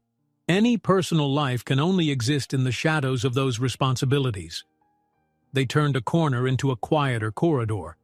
The carpet was thicker here, the walls adorned with subdued lighting. Andrew stopped before a set of wide double doors. "The historical gallery," he said, tapping a keycard on the scanner. The doors slid open, revealing a space that felt more like a museum. Displays of old prototypes, photographs, and memorabilia tracing Bennett Technologies' evolution from a small workshop to a global powerhouse. Grace stepped inside, drawn to a glass case displaying the company's earliest inventions, a series of clunky circuit boards and rudimentary devices that must have been cutting-edge decades ago. Black and white photos showed a younger Margaret and her late husband beaming over prototypes in a modest garage. Another showcased Michael's parents, bright-eyed engineers themselves, unveiling a breakthrough smartphone design that changed the market. She recognized Michael's mother by the sharpness of his cheekbones and the kindness in her eyes. The father had Michael's stance, confident but warm. "They both worked here?" she asked quietly, looking at Andrew. He nodded. "Yes, they were brilliant. Instrumental in shaping Bennett Tech's success. Their passing in that car accident was a huge blow, not just to Michael, but to the entire organization." He sighed. "Margaret took over fully then. ensuring that her grandson's destiny was still intact. Grace walked slowly, absorbing the story told by these exhibits. The sense of legacy was undeniable. Everything around her spoke of ambition, innovation, and loss. If Michael grew up in this shadow, never free to choose his own path, no wonder he yearned for an escape. Stopping at a final display, she found a family portrait. Margaret standing beside a teenage Michael, both dressed formally at some charity gala. The boy's eyes held sadness behind a polite smile. Grace almost felt as if she were peering into his soul, wishing she could reach back in time and comfort him. Andrew cleared his throat. "We should head back up. Michael might be done with Margaret by now. She doesn't like to keep staff waiting." Grace turned. "Right. Thank you for showing me all this." She paused, adding softly, "It explains a lot about him." Andrew's expression was unreadable. "He trusts you. Maybe he sees in you a freedom he's never had." By the time they returned to the executive floor, the board members had mostly dispersed. The corridors were quieter. Andrew checked his phone, received a message, then nodded at Grace. "Michael's meeting Margaret in her personal office suite. I'll take you there." Grace felt her pulse quicken. While she'd faced Margaret in the board meeting, that was a public arena. A private conversation in the matriarch's own domain might be more intense. She wasn't sure if she was invited or if she'd just be waiting. Yet Andrew strode ahead, so she followed. They reached a set of ornate double doors guarded by a discreet security officer. He recognized Andrew and allowed them through. Beyond lay a tastefully decorated reception area where a middle-aged assistant sat at a curved desk. She glanced up with polite curiosity as they entered. Before Grace could ask any questions, a muffled voice rose from the next room. She recognized Michael's tone, low but tense. Margaret's sharper voice interjected. Though Grace couldn't make out the exact words, the conversation clearly bristled with emotion. She shot Andrew a questioning look, but he merely pressed his lips together, indicating they should wait. Then the door swung open. Michael stepped out, jaw clenched, frustration etched on his face. Margaret followed, her expression composed yet taut, as though she'd just delivered a firm ultimatum. She noticed Grace and Andrew and briefly closed her eyes, collecting herself. "Ah, Miss Grace," Margaret began, her tone steady. "Michael and I were discussing the future. Both of you are somewhat at the center of unwanted media attention. I have a proposal." Grace blinked, uncertain whether to speak. Margaret raised her chin. "I can offer you a position within Bennett Technologies, a consultancy related to safety and outdoor leadership, perhaps. Something that justifies your continued presence without raising eyebrows. You'll have a salary, benefits, and the company's support. In return, you adhere to certain confidentiality agreements. This is standard protocol for close associates of the Bennett family." Michael shot Grace a worried glance. "She just wants to keep you under surveillance," he muttered. Margaret's gaze sharpened. "It's not about surveillance, Michael. It's about offering Miss Grace stability and legitimacy in a world that can be harsh. Already tabloids are sniffing around, asking who she is, what she wants from you. If she's part of the company, the narrative becomes straightforward. She's an employee who played a heroic role. There's no question of ulterior motives or scandal." Grace's mind whirled. Was Margaret basically offering her a way to remain near Michael while also controlling the story? I'm not sure I want to be an employee," she said, voice careful. "I have my own business back home." Margaret's lips pursed. "A small guiding service, yes? I imagine your local clients might vanish once reporters overwhelm your town with speculation. A Bennett Technologies consultancy doesn't have to be permanent. Merely a stopgap until the storm settles." Andrew piped in softly. "This arrangement could also give you resources to expand your guiding business eventually, if that's what you wish, and you'd be protected from unscrupulous media." Michael folded his arms, expression grim. "Grandmother, Forcing her into a corporate job is extreme. She's saved me. Doesn't that earn her the right to choose freely? Margaret gave him a measured stare. This is her choice. I'm only suggesting a beneficial solution. She has no idea how brutal the spotlight can be when the press scents a scandal. I do. Silence filled the reception area. Grace felt the weight of 3 sets of eyes on her. Margaret's cool insistence, Michael's protective worry, Andrew's quiet neutrality. She pictured her mountains, the tranquil hush of a pine forest after snowfall. She could go back, try to pick up her old life, but the media intrusion might ruin her peaceful existence. She could hide in a hotel, sure, but that didn't solve anything long-term. This position, however contrived, might provide a shield. And if it let her stay connected with Michael, even for a short while, maybe she could help him find a balance between obligation and freedom. Still, she disliked the idea of being a pawn in Margaret's game. Raising her chin, she addressed Margaret. If I agree, I want clarity on the terms. How long would this last? What exactly are my responsibilities? And will I still be free to return to my own life when this is over? Margaret inclined her head. Of course. We'll draw up a standard contract. A consultancy on safety protocols for employees who travel or engage in off-site activities. You'd provide advice, perhaps lead occasional team-building retreats, 6-month term to start, renewable if both parties wish, a generous salary, benefits, accommodation provided. After that, if you choose to part ways, no obstacles.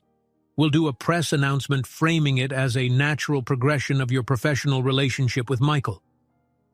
It sounded too neat, too orchestrated, but maybe that was how things worked here, turning life events into curated narratives. Grace took a slow breath, searching Michael's face. He looked torn, as if part of him wanted her to accept so she'd stay safely in his world, while another part hated that it was his grandmother's scheme. She finally spoke. I'll consider it, but I won't sign anything until I see the exact contract, and I want the freedom to exit if it becomes too oppressive. Margaret's mouth curved in a small, cool smile. That's acceptable. Andrew will handle the paperwork. Michael's shoulders relaxed slightly, relief mixed with resignation in his eyes. We'll talk it through, he assured Grace, stepping closer. No rush. Margaret, apparently satisfied, gestured to her assistant. That will be all for now. I have other appointments. Recognizing dismissal, Grace and Michael followed Andrew back into the hallway. The door closed behind them with a soft click, leaving them alone in the corridor.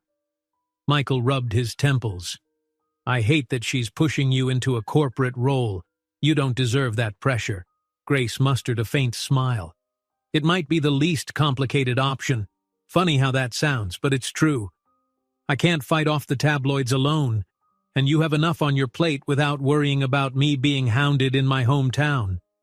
Andrew cleared his throat gently, drawing their attention. I'll draft the paperwork. You'll be free to review and amend. But, Miss Grace, truly, this might protect you from the worst of it. And Margaret's not wrong that you'd gain some resources to safeguard your future.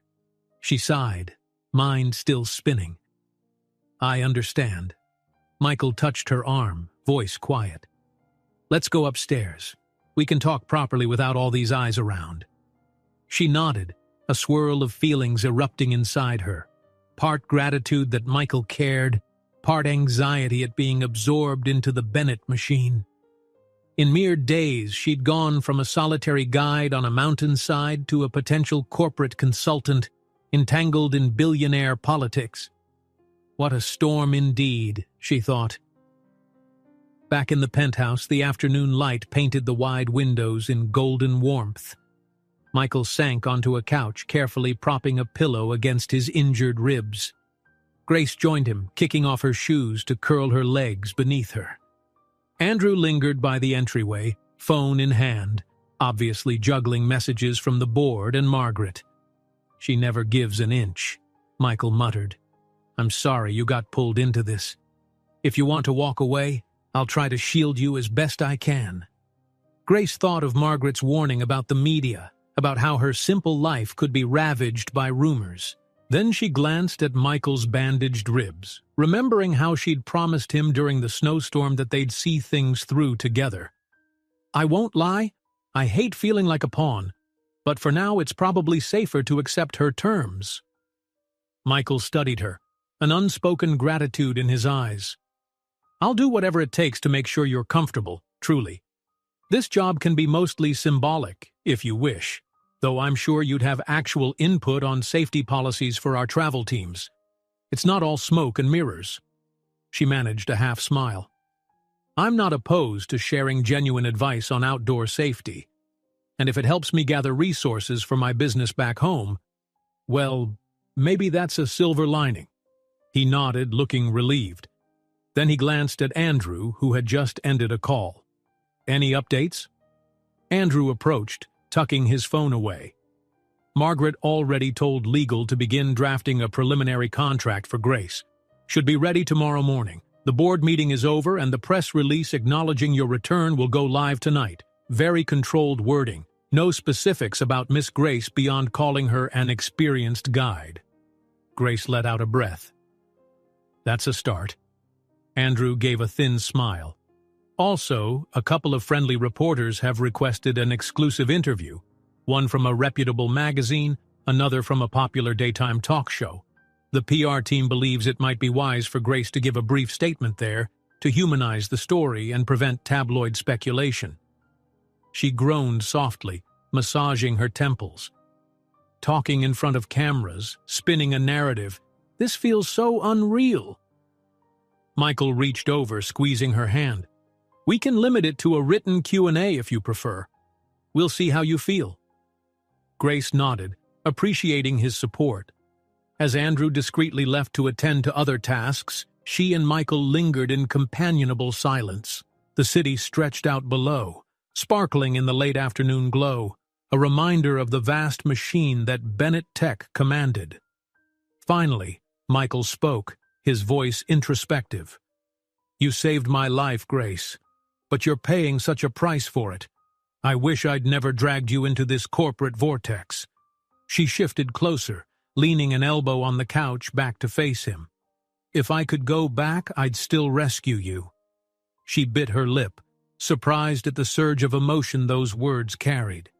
Then she added softly, "Because I know you needed it, not just physically, but maybe in a deeper sense, too." His eyes glistened with something unspoken. "I did need it, even before the fall. You gave me a glimpse of freedom I haven't felt in years. Thank you." A gentle hush fell between them, each moment stretching with possibilities. In the background, the city's hum persisted, but in that private bubble, they shared a subtle bond. Two souls who had weathered the literal storm, now braving the metaphorical one. Grace cleared her throat. "We'll get through this next phase too, somehow. Contracts, board approvals, interviews. It can't be worse than that blizzard." Michael offered a half laugh, half sigh. "No avalanche yet, but there's always the risk in these corridors." Then he grimaced, shifting his bandaged side. "Speaking of which, I need to take it easy. The doctor wants me to rest more than I have been." She rose. "Right. I'll let you lie down. Maybe I'll make some tea if that's okay." He nodded, relief in his smile. "That sounds great." As she headed to the kitchen, Grace glanced back at him. Despite the looming challenges, the contrived job, Margaret's watchful eye, the press inquiries, she felt a quiet determination blooming.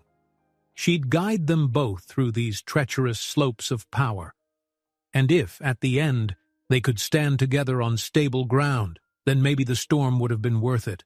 Little did she know, the true tests were yet to come. Old rivals of Bennett Tech lurking in the shadows, hidden agendas swirling among the board members, and Margaret's unwavering will to shape her grandson's destiny at any cost. Grace might have entered their world to protect Michael from the outside threats of gossip and scandal. But the greatest dangers might be the ones brewing inside, poised to fracture the Bennett empire from within. and threaten the fragile connection she and Michael were fighting to preserve. For most of Grace's life, evenings had been a time of quiet reflection, watching twilight settle over the mountains, the sky morphing from pink to velvety indigo above evergreen silhouettes. Here in Bennett Tower, dusk felt different. The penthouse windows revealed a sprawling tapestry of city lights shimmering against the night. Even the air had a charge to it, a pulse of urban energy that didn't quite let her relax. She stood at the kitchen counter, waiting for water to boil in a sleek electric kettle that probably cost more than her entire living room furniture back home. It was still strange to realize that this penthouse, so lavish and impersonal, was essentially where Michael lived. Even if he owned multiple residences, the tower was his anchor. She wondered if it ever felt like home to him. He was resting on the couch, half reclined against pillows, one arm draped protectively over his bandaged ribs. He glanced over occasionally, meeting her eyes with a small smile that spoke volumes. The day had been a whirlwind. The tense board meeting, Margaret's job offer, the unspoken concerns about media scrutiny. Yet, in the subdued hush of evening, a fragile sense of calm hung in the air. Grace poured 2 mugs of tea and carried them over. "Chamomile," she said, handing one to Michael. "Figured it might help you unwind." He accepted it with gratitude. "Thank you," he murmured. The steam curled upward, and for a moment he inhaled the gentle aroma. "Sometimes I forget simple comforts like this exist in my world." She settled on the opposite end of the couch, tucking her legs underneath her. "From what I've seen, your world is anything but simple." A dry laugh escaped her lips, and she sipped her tea, letting the warmth seep in. Michael set his mug aside, shifting carefully. "I had a conversation with Andrew earlier," he began. "He said the legal team will have a preliminary contract for you by tomorrow. If you decide to sign it, you could officially join Bennett Tech as a consultant." She exhaled, bracing herself. "Right. So soon." Her stomach fluttered anxiously at the thought. He nodded. "I want you to know there's no rush. You can request changes, or walk away if it feels wrong. My grandmother's pushing for it, but I won't let her strong-arm you." Grace appreciated his concern. "I'll read it carefully before committing." She paused, swirling her tea. "I'm not used to having lawyers draft contracts around me. My biggest legal worry back home is whether a hiker signs the proper waiver." A flicker of amusement brightened Michael's eyes. "We definitely do things on a larger scale here, but let me help you through it." She reached across the cushion, letting her hand rest on his uninjured arm for a brief moment. "Thank you," she said softly. "I'm not alone in all this, am I?" His fingers curled over hers, a quiet gesture of solidarity. "Never." They stayed like that for a few beats, the city lights shimmering outside. In that wordless moment, the memory of the storm-bound cabin came flooding back, how they'd shared small comforts in the face of mortal danger. Now, the dangers were intangible. Corporate politics, potential betrayal, relentless media. But the bond they'd forged still glowed beneath it all. A soft knock at the penthouse door interrupted the hush. Grace withdrew her hand. Michael sat up straighter, wincing. "Probably Andrew," he guessed. "He said he might drop off some documents tonight." Sure enough, Andrew stepped in, a manila envelope tucked under his arm. He inclined his head in greeting, though he moved with that brisk efficiency Grace had come to recognize. "Sorry to disturb your evening," he said. "The legal department finished a draft sooner than expected. Thought you might want to review it before tomorrow." He placed the envelope on the glass coffee table. "It's straightforward. A 6-month consultancy for Bennett Technologies, focusing on staff training and outdoor safety, plus advising on risk management for certain field activities, salary, benefits, a non-disclosure clause, the usual corporate disclaimers." Grace felt a twinge of nerves as she eyed the envelope. Her name was typed neatly on the tab. "Okay, I'll have a look." Andrew nodded. Also, we received a direct inquiry from a well-known talk show. They're offering an exclusive interview if you and Michael, Mr. Bennett, agree. He glanced at Michael. PR thinks it could help settle speculation early, but it's your call. Michael's expression soured. The last thing I want is to parade Grace around like some novelty. Andrew's voice stayed calm. I understand.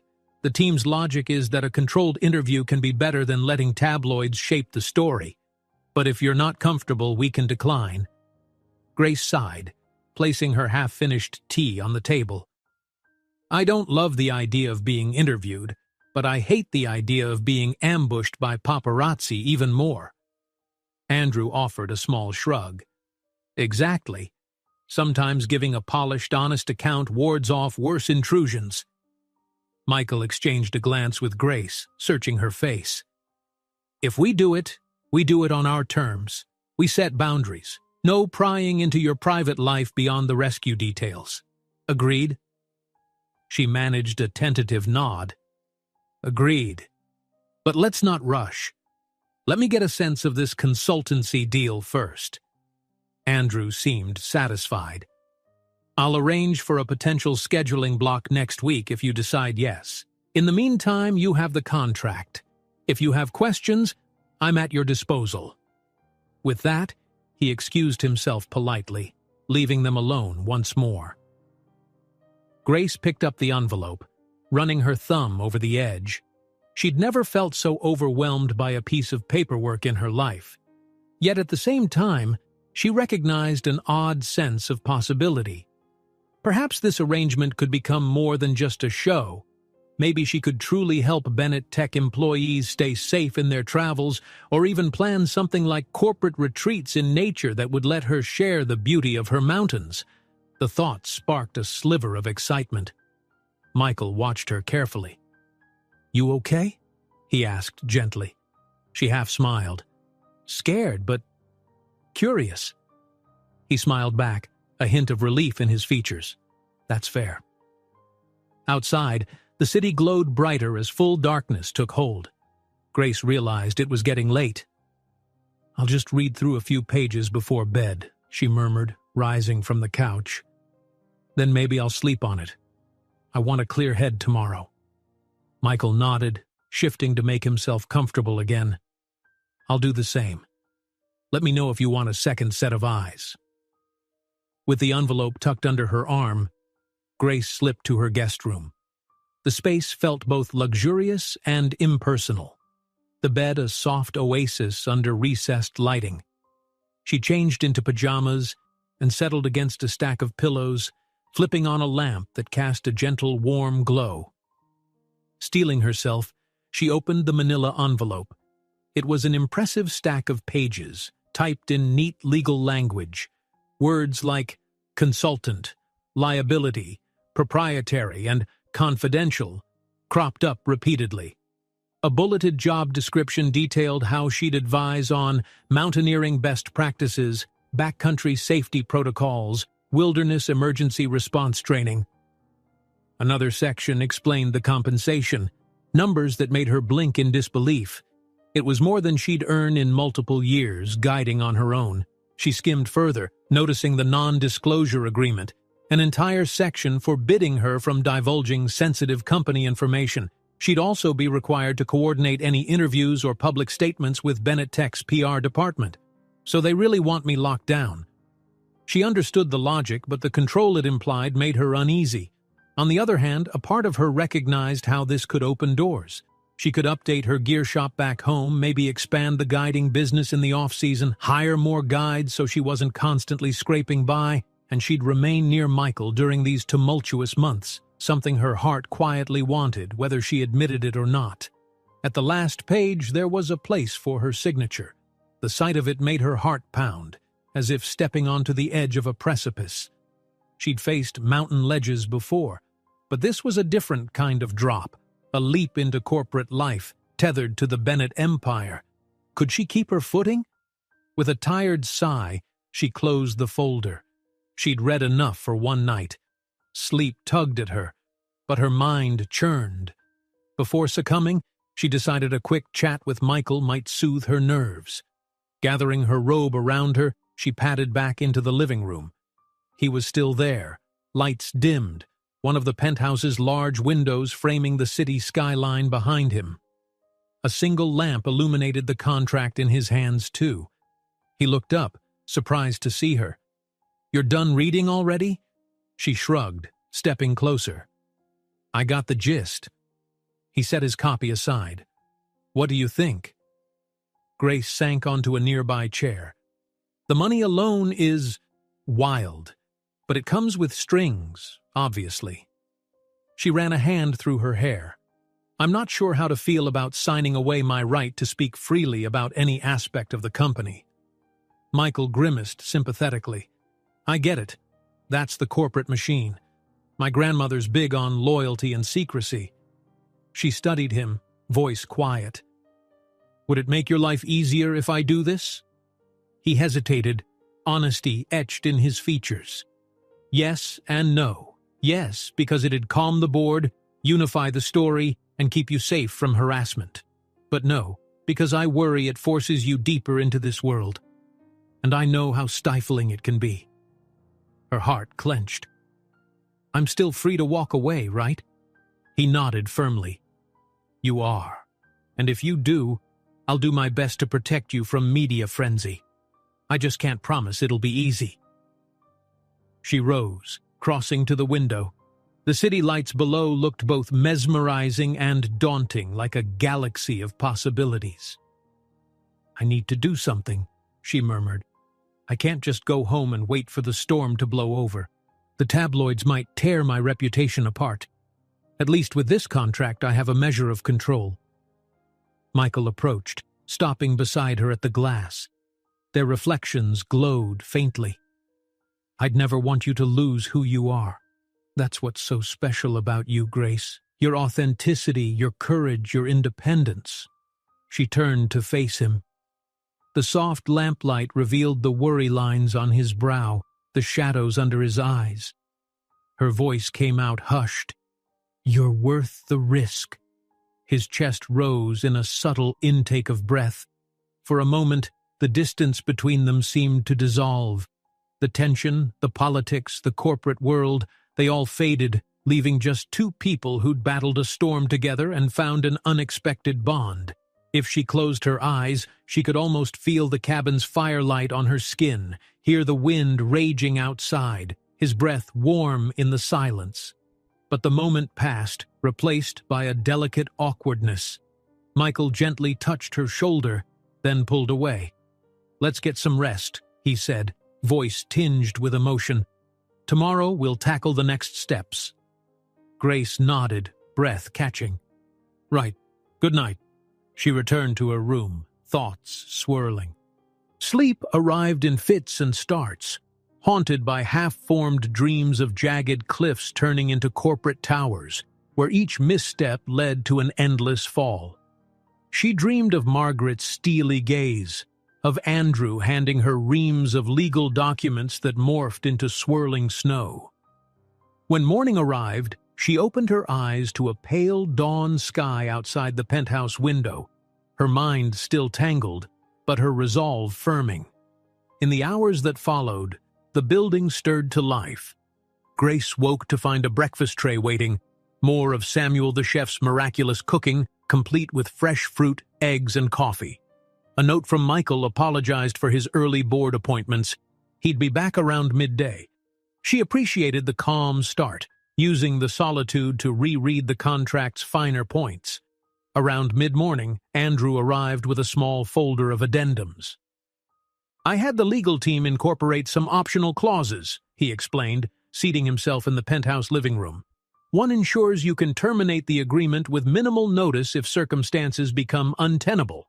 Another clarifies the scope of your non-disclosure, so you're not forbidden from discussing your personal experiences on the mountain, for instance, only proprietary company matters." Grace thumbed through the pages. "Thank you. This is a relief. It feels less restrictive." Andrew offered a mild smile. "We aim for compromise.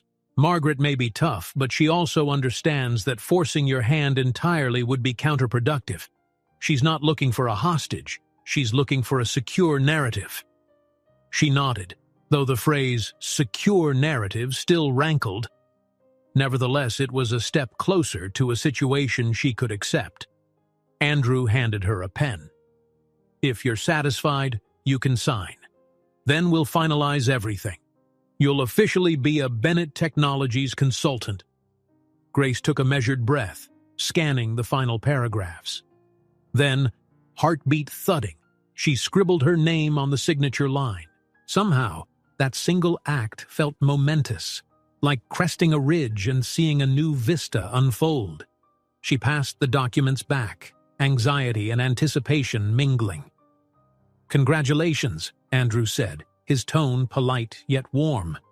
"You're now part of Bennett Tech's extended family, in a manner of speaking." She managed a small laugh. "Guess so. I hope the family doesn't eat me alive." His expression flickered with a touch of humor. "Surviving Margaret is an accomplishment in itself. Shall I show you your new workspace? It's mostly symbolic. A desk on one of the corporate floors where you can coordinate with our travel teams." Grace hesitated, then nodded. "Might as well see it. Could be interesting." A short elevator ride later, they emerged onto the 42nd floor, an area dedicated to administrative support and specialized consultants. Andrew led her through a hallway, then stopped at a private cubicle near a window. It was tidy, with a sleek desk and an ergonomic chair. A nameplate read, "Grace, Risk and Outdoor Specialist." She stared, amusement battling nerves. A couple of employees paused mid-task to glance at her, then offered polite smiles. She tried to appear confident, reminding herself that she had every right to be here. Andrew introduced her to a few staff members, a travel coordinator, a security liaison. Each greeted her with a mix of curiosity and respect. One of them, a young woman named Bethany, whispered, "We're all excited to learn from you. I hear you're a real hero, saving Mr. Bennett like that." She blushed. "I've never even been on a hike, so maybe you can give me some pointers." Grace's cheeks warmed. "I'd be happy to, and I'm no hero, just a guide who did her job." Bethany grinned. "Still impressive. Welcome aboard." As Andrew led her back toward the elevator, Grace couldn't help a small smile. Maybe not everyone here was as daunting as the board. She felt a flicker of hope that she could carve out a genuine role, perhaps even share some of her passion for nature with these city dwellers. Still, the day's triumph didn't diminish the daunting tasks ahead. The looming interview, the potential pitfalls of corporate life, and the intensifying dynamic with Michael.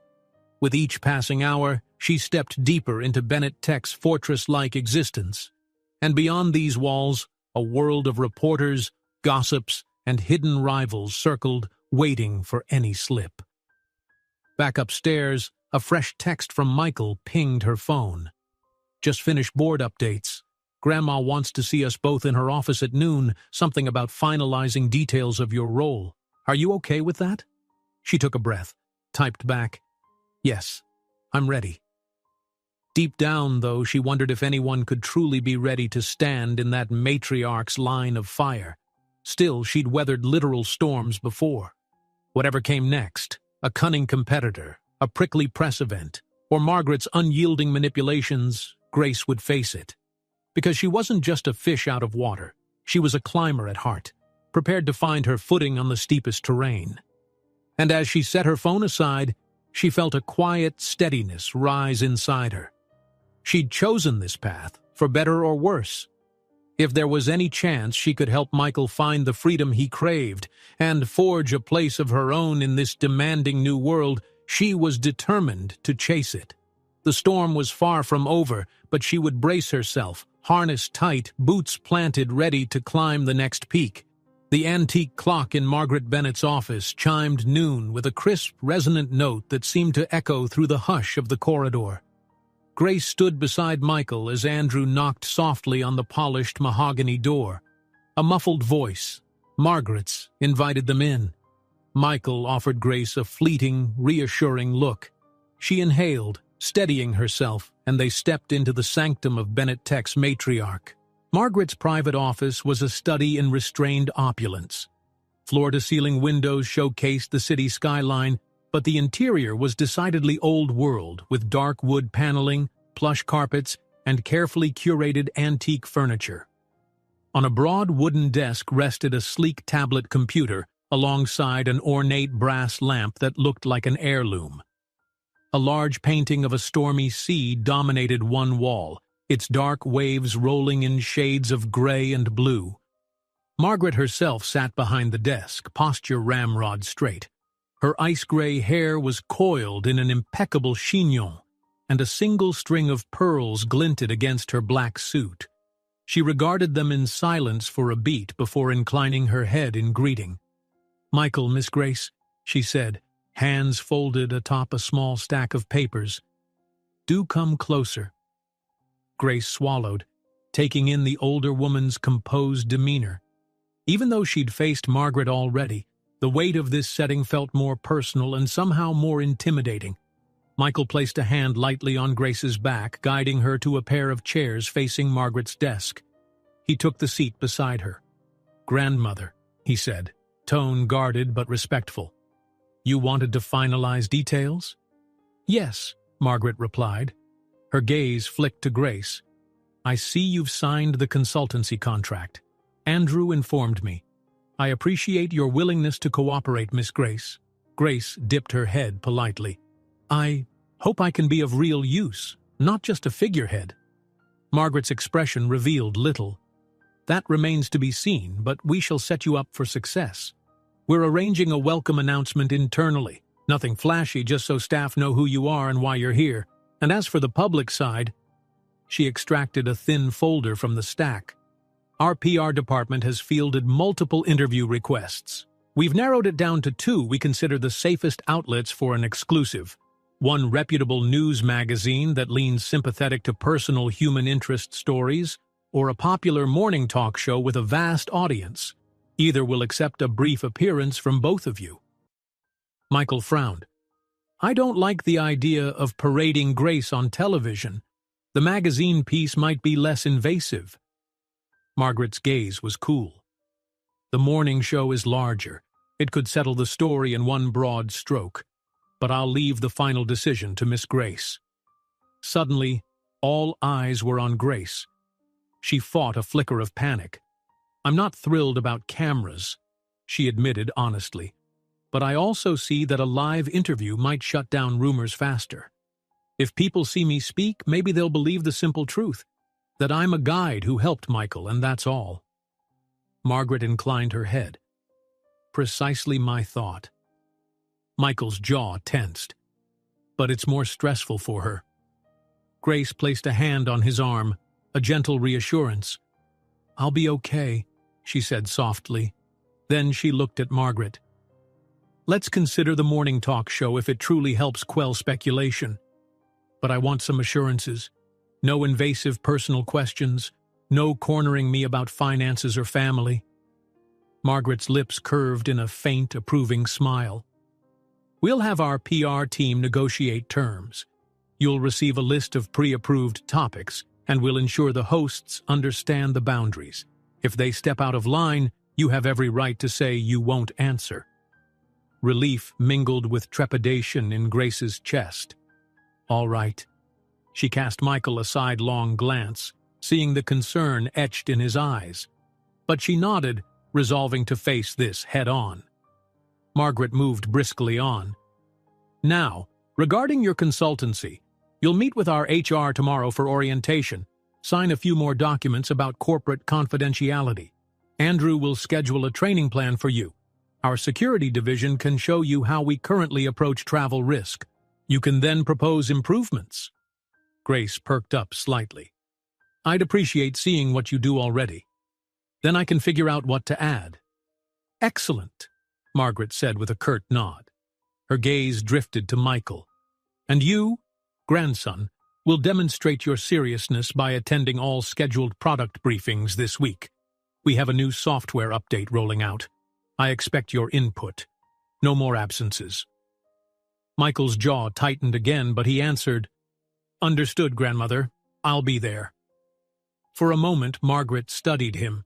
Something like reluctant affection flickered in her eyes, masked by her rigid demeanor. Then she turned her attention back to Grace. "I trust you'll keep an eye on him," she said, voice oddly gentler. "He needs someone to remind him he's human occasionally."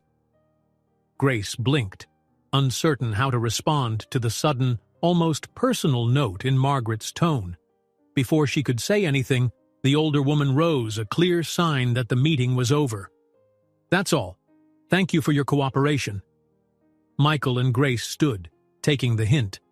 As they moved toward the door, Margaret called quietly, "Miss Grace." Grace paused, looking back. Margaret's expression was unreadable. "I admire courage," she said simply, "but bravery can be undone by naivety. Be certain you know which is which." The words sent a small chill through Grace. She offered a subdued nod and followed Michael into the hall. Once the door shut behind them, she let out a breath. "That was cryptic," she muttered. Michael's lips pressed thin. "That's my grandmother's specialty. She's warning you not to get in over your head." He rubbed his bandaged ribs, grimacing. "I'm sorry if it sounded like a threat." Grace shrugged, though her heart thudded. "It's all right. I know what I signed up for. Or at least I'm learning." They made their way back to the elevator. Andrew joined them en route, phone in hand as always. "We'll schedule your morning show appearance for next week, if that's acceptable," he said, "and finalize a date for the magazine piece. That might run a longer, more in-depth interview so we can space it out." Grace nodded, mind spinning at the thought of being on live TV. "I'll need to practice not sounding like an idiot," she joked nervously. "I'm used to guiding tourists, not talking to an audience of millions." Andrew offered a reassuring pat on the shoulder. "We'll set up some media coaching sessions. Don't worry, it's routine. We'll go through likely questions, how to handle curveballs." Michael's arm brushed hers in the crowded elevator. "I'll be there with you," he said softly. "We'll make it as painless as possible." She appreciated his calm support more than she could say. The elevator whooshed down toward the main floors. Along the way, a few staff members entered and exited, each glancing politely at Michael and Grace without lingering. Finally, they reached the ground floor lobby, a vast, glossy space she hadn't yet seen in full. Andrew led the way across the marble-floored expanse. Sunlight filtered through tall glass panels, and a few clusters of well-dressed visitors conferred by modern sculptures. Grace kept close to Michael's side, acutely aware that any onlooker could be a reporter or someone with a camera phone ready to snap a photo. They reached a quieter wing near the back, where a separate set of doors opened to a private driveway used by Bennett Tech's executives. A sleek black car waited, engine purring softly. The driver nodded as they approached, holding the door open. "What's this?" Grace asked, glancing at Michael. He smiled wryly. "I thought we could get some fresh air. Take a break from the tower. I have a safe place a little ways out of the city. An estate, if you will. Might help you decompress. Assuming your schedule is free?" Grace's tense muscles relaxed a fraction at the idea. Fresh air. That sounds amazing. She'd never have guessed estate would be her next destination, but at least it wasn't another conference room. Andrew spoke up. "I'll stay here to coordinate the final interview details. Keep your phones on. If Miss Grace is to begin orientation tomorrow, she'll just need to be back by the afternoon at the latest." Michael nodded. "We won't vanish for days. Don't worry." A trace of relief crossed Andrew's face. "Enjoy your respite." He turned to Grace. "Remember, you're officially on the company roster, so any urgent updates will come your way too." She managed a small grin. "I'll keep an eye on my messages. Thank you, Andrew." With that, Michael helped her into the car, careful with his injuries. The door closed softly, cocooning them in the cool, leather-scented interior. The driver pulled away from Bennett Tower, merging into city traffic. Grace exhaled, leaning against the seat. The day had been a whirlwind of corporate formality, legalities, and Margaret's watchful scrutiny. Getting out, even briefly, felt like a gift. Michael settled beside her, wincing slightly if the car jolted. "I'm still not at 100%, he admitted, "but I can at least drive out to the estate and walk around the grounds. It's quiet there. Gardens, a small lake, lots of open space." "That sounds perfect," Grace said, imagining a sanctuary away from the relentless hum of city life. They spoke in soft tones as the driver navigated through urban streets, then onto a highway lined with towering buildings that gradually gave way to suburban sprawl. Eventually, signs of city life thinned, replaced by rolling hills and lush greenery. Grace felt her soul breathe again, reminded of the alpine serenity she loved. After about an hour, the car turned onto a winding driveway flanked by tall hedges. Beyond a stone gatehouse, the land opened up into manicured lawns and gently sloping fields. A grand old-world mansion sat at the far end, its stone facade reminiscent of some European estate. Grace stared in awe. She'd known Michael was wealthy, but seeing such sprawling property in person was another matter. The car rolled to a stop in a circular driveway. A caretaker appeared, greeting Michael with a respectful nod. "Welcome back, Mr. Bennett. Everything is in order. Will you be staying the night?" Michael glanced at Grace. "We'll see. For now, just the afternoon, I think." The caretaker nodded and stepped aside, allowing them to enter the mansion's foyer. Marble floors, a sweeping staircase, tasteful antique furnishings, though lavish, there was a warmth here absent from the penthouse. Michael led her through a sunlit corridor to a set of French doors opening onto a wide terrace. A gentle breeze greeted them, carrying the scent of flowers. The terrace overlooked a vast garden laid out in geometric patterns. Farther off, Grace spotted a shimmering lake. She inhaled deeply, letting tension slip from her shoulders. "Michael, this is incredible," she murmured, overwhelmed. He gave a faint, fond smile. "It was my parents' idea, originally. A haven away from the city. They wanted me to have a place to run free. But after they passed, Grandmother maintained it mostly as a showpiece. I come here sometimes when I need to think." Grace stepped to the terrace rail, resting her hands on the warm stone. A soft rustling from the garden below revealed colorful flower beds, neatly trimmed hedges, a fountain quietly trickling. "You must have had some happy memories here," she said gently. He came alongside her, gaze distant. "Some. It's beautiful, yes, but I always felt lonely, even here. My parents were gone. Margaret rarely relaxed enough to enjoy it. Mostly I wandered around with tutors or staff." Her heart ached at the image of a young Michael, wealthy yet starved for genuine closeness. She slid her hand over his. "Things can be different now. You can choose how you live." He nodded, fingers lacing with hers. "That's why meeting you changed everything," he admitted in a quiet voice. "You showed me that life doesn't have to be suffocating. Even in the face of danger, there was joy, camaraderie, freedom." A soft flush warmed her cheeks. She squeezed his hand. "I'm glad," she whispered. For a while, they simply stood there, letting the sun and breeze wash over them. A peace settled, so distinct from the tension of boardrooms and bustling offices. Once the initial awe subsided, Grace felt an urge to explore.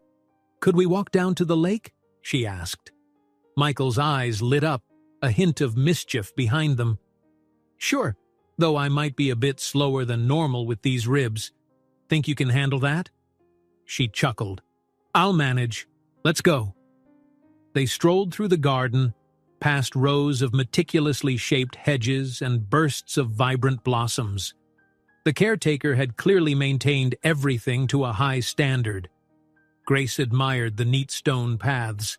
It felt like a curated version of nature, a stark contrast to the wild freedom of the mountains.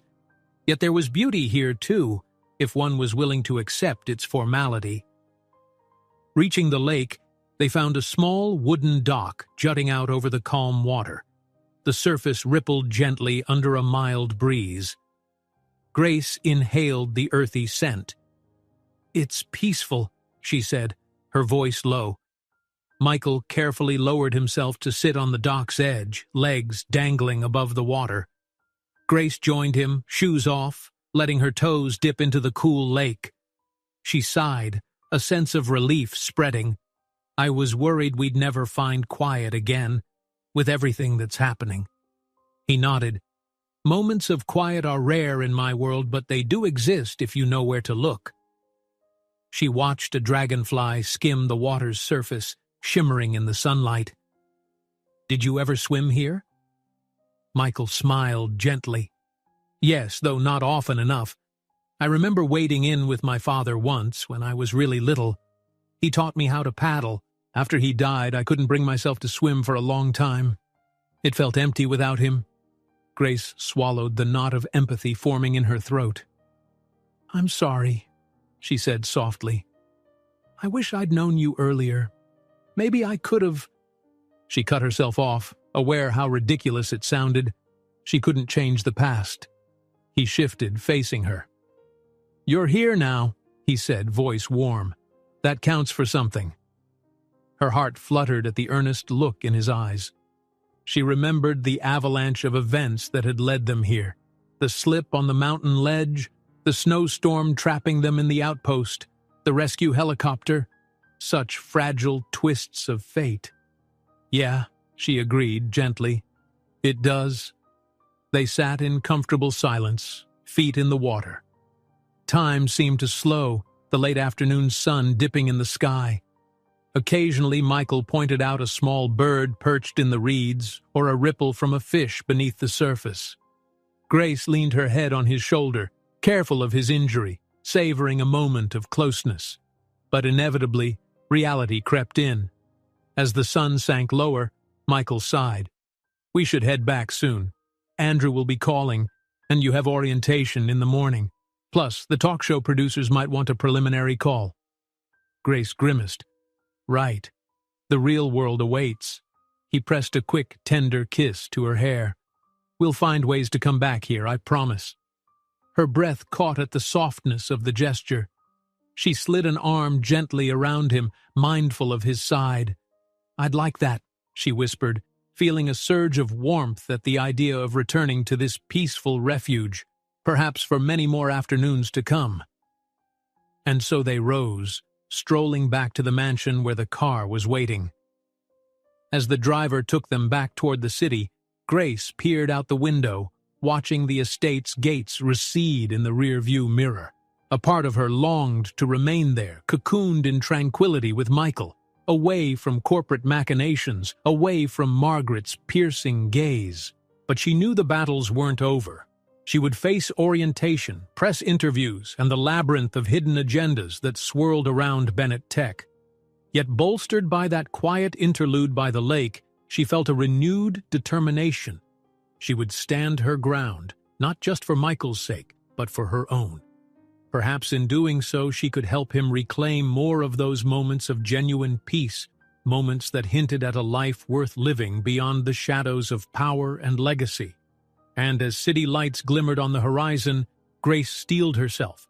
The storm of publicity was only just beginning, but she would face it, guided by the resilience that mountains and Michael had taught her. Because in the grand scheme of battles won and lost, holding on to one's true self might be the greatest victory of all. A soft drizzle tapped against the penthouse windows the next morning, creating a hushed, gray ambiance that mirrored the subdued mood within. Grace stood at the kitchen counter, nursing a cup of coffee and reviewing her orientation schedule on a company-issued tablet. Her official first day as Bennett Technologies' risk and outdoor specialist had arrived, complete with a half-dozen back-to-back meetings in the HR department and with various team leads. She felt a pang of nerves, wondering how her practical knowledge of mountains and wilderness would translate in these polished corporate corridors. Michael, dressed in a neatly pressed shirt and slacks, strolled into the kitchen with a slight limp from his still tender ribs.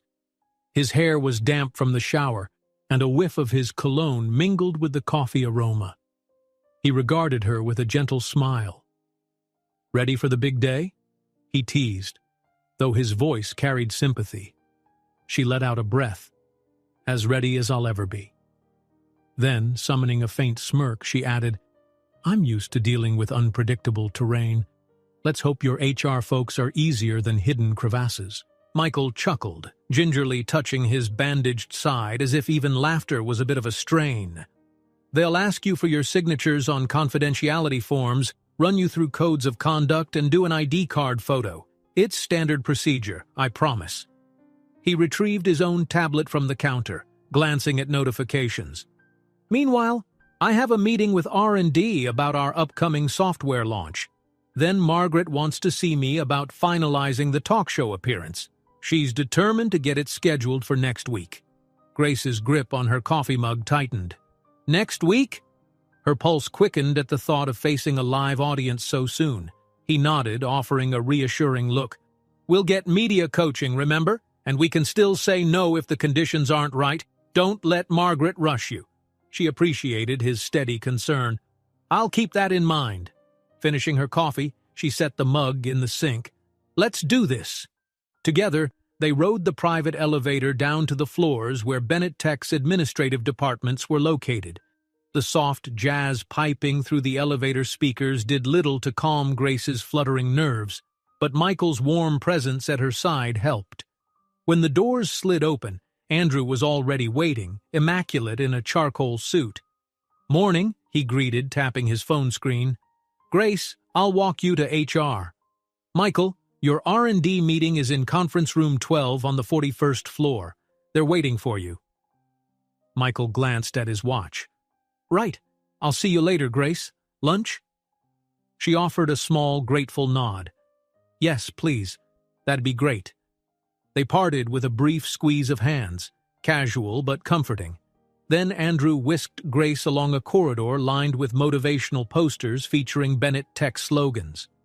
Employees passed, some offering polite smiles or curious glances.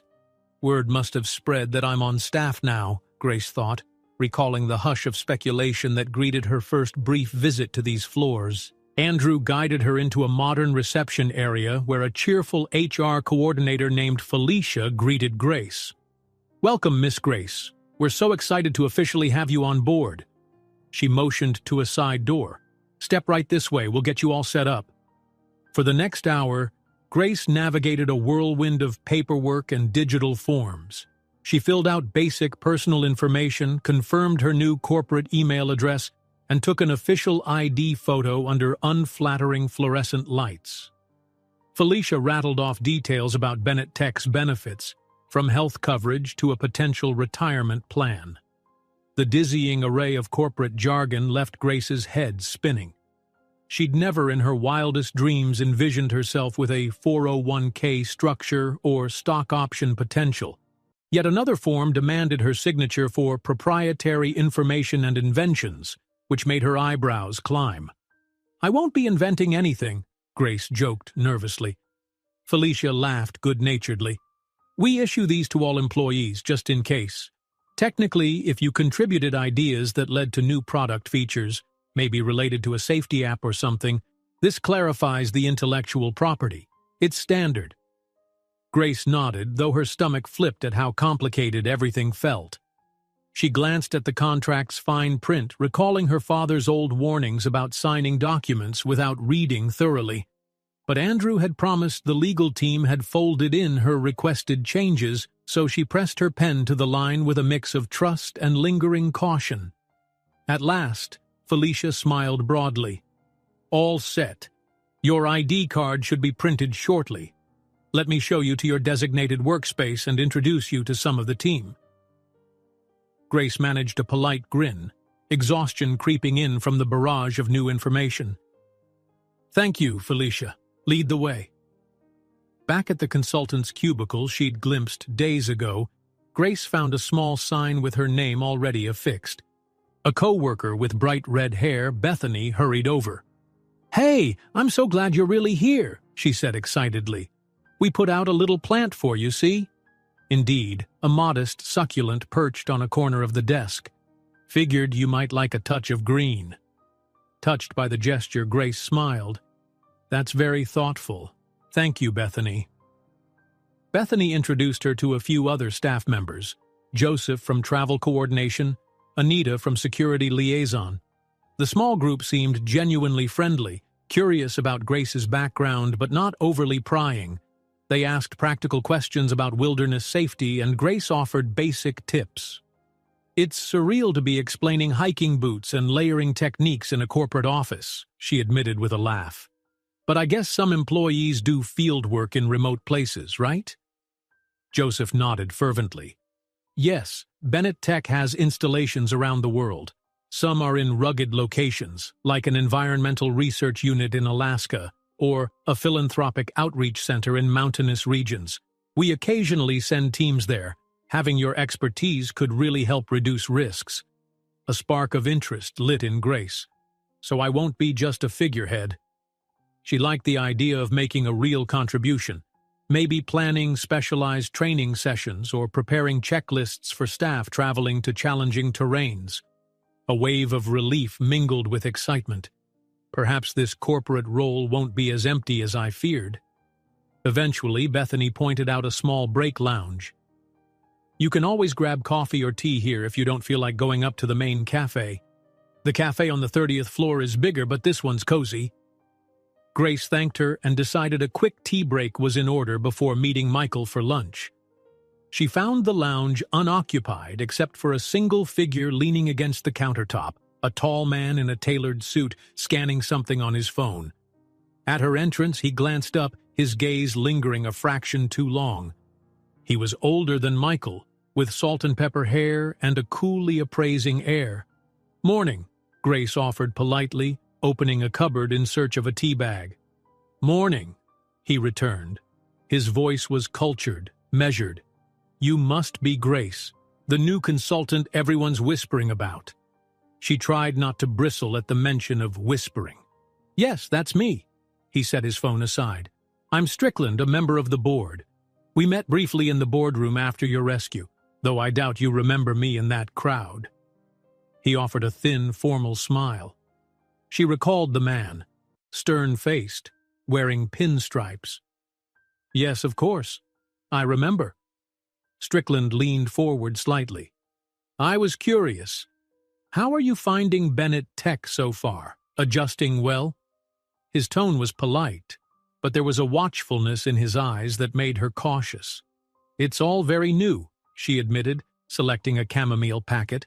"But people have been kind, and I'm eager to contribute." He nodded slowly. "Yes, we appreciate your presence. I hope you realize the significance of your role in stabilizing Mr. Bennett's image, though I'm sure you're not just here for appearances." She recognized a subtle undertone. "So he's testing me." "I'm committed to helping where I can, beyond any PR narrative," she replied calmly, meeting his gaze. Strickland's cool smile remained. "Good. We need clear-headed individuals around Michael. He's prone to impulses, like that ill-timed trip of his." Grace stiffened, sensing an implied critique of Michael's personal choices. "He's been handling a lot of pressure. Sometimes people need a break." "True," Strickland said mildly, but his eyes glinted. "Just be sure you keep his best interests, and the company's best interests aligned. If you see him wavering, steer him back on course. The board has high expectations for him."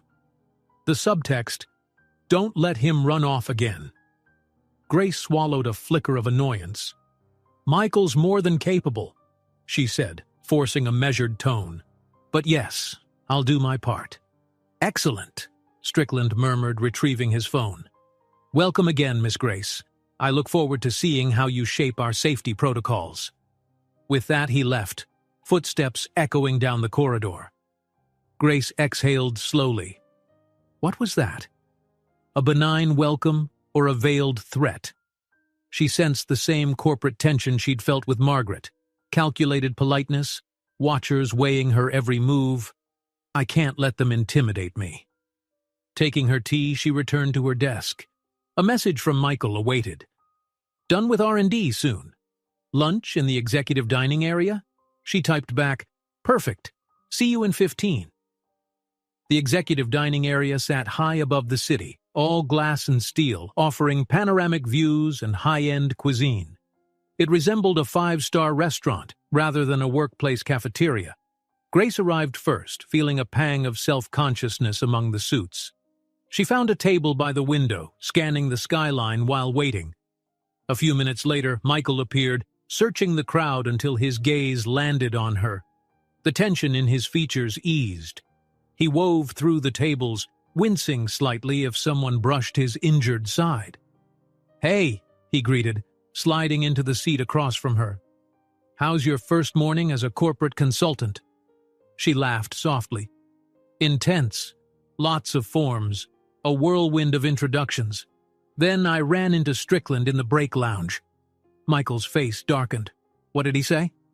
"Nothing too overt, but he basically implied I should keep you from straying off the path, like I'm your babysitter." Her annoyance must have bled through because Michael reached across the small table to rest a hand on hers. "Strickland's one of the board members who sees me as a figurehead to be controlled," he said quietly. "He might try to leverage your presence, thinking you can influence me. Don't let him push you around." She nodded, feeling a surge of protective anger on his behalf. "I won't." A waiter approached, took their orders, light fare for Michael given his healing injuries, and retreated. The hush of conversation enveloped them, other executives dining or meeting casually. Grace realized she stuck out in her simpler attire but decided not to fuss over it. She was here for lunch with Michael, not to impress the corporate crowd. Michael leaned forward, voice soft. "I talked to my grandmother about the morning show. She's pressing for an appearance next Monday. That's less than a week away." Grace's stomach flipped. "That soon?"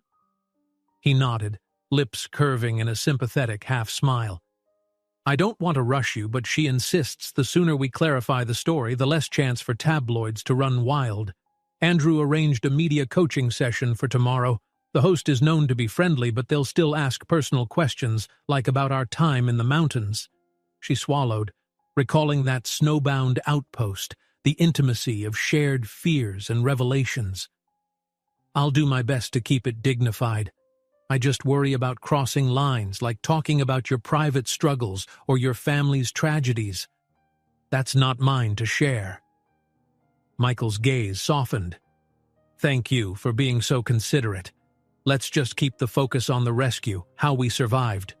We don't owe them every detail about who we are." A faint tension shadowed his eyes. "Though they'll try, trust me." The waiter returned with their plates, a grilled chicken salad for Michael, a fresh pasta dish for Grace. They ate in quiet moments, exchanging looks that seemed to say, "We're in this together." Occasionally, a passing executive paused to greet Michael politely. He acknowledged them, but skillfully steered them away with a few words, protecting Grace from further scrutiny. Halfway through the meal, Grace's phone vibrated with a new message.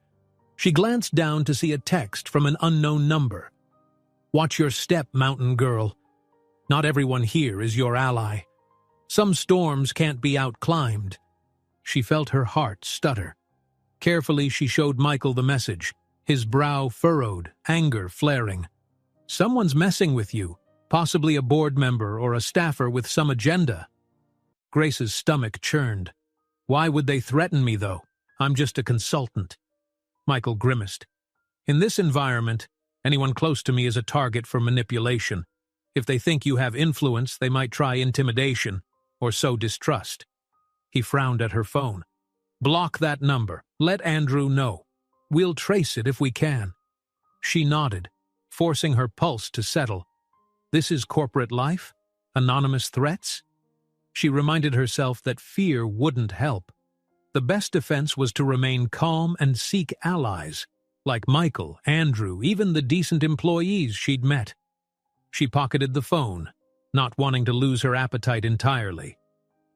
They finished lunch quietly, shadows of worry cast over their conversation. By the time they parted, Michael heading to another meeting, Grace returning to her new workspace, the sense of looming danger hovered in her thoughts. "Be certain you know which is which," Margaret had cautioned.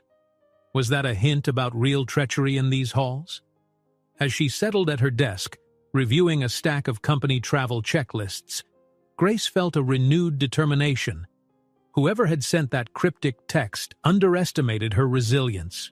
She'd faced freezing storms on a mountainside, risked her life to save Michael. No corporate schemer or whispered threat would scare her off.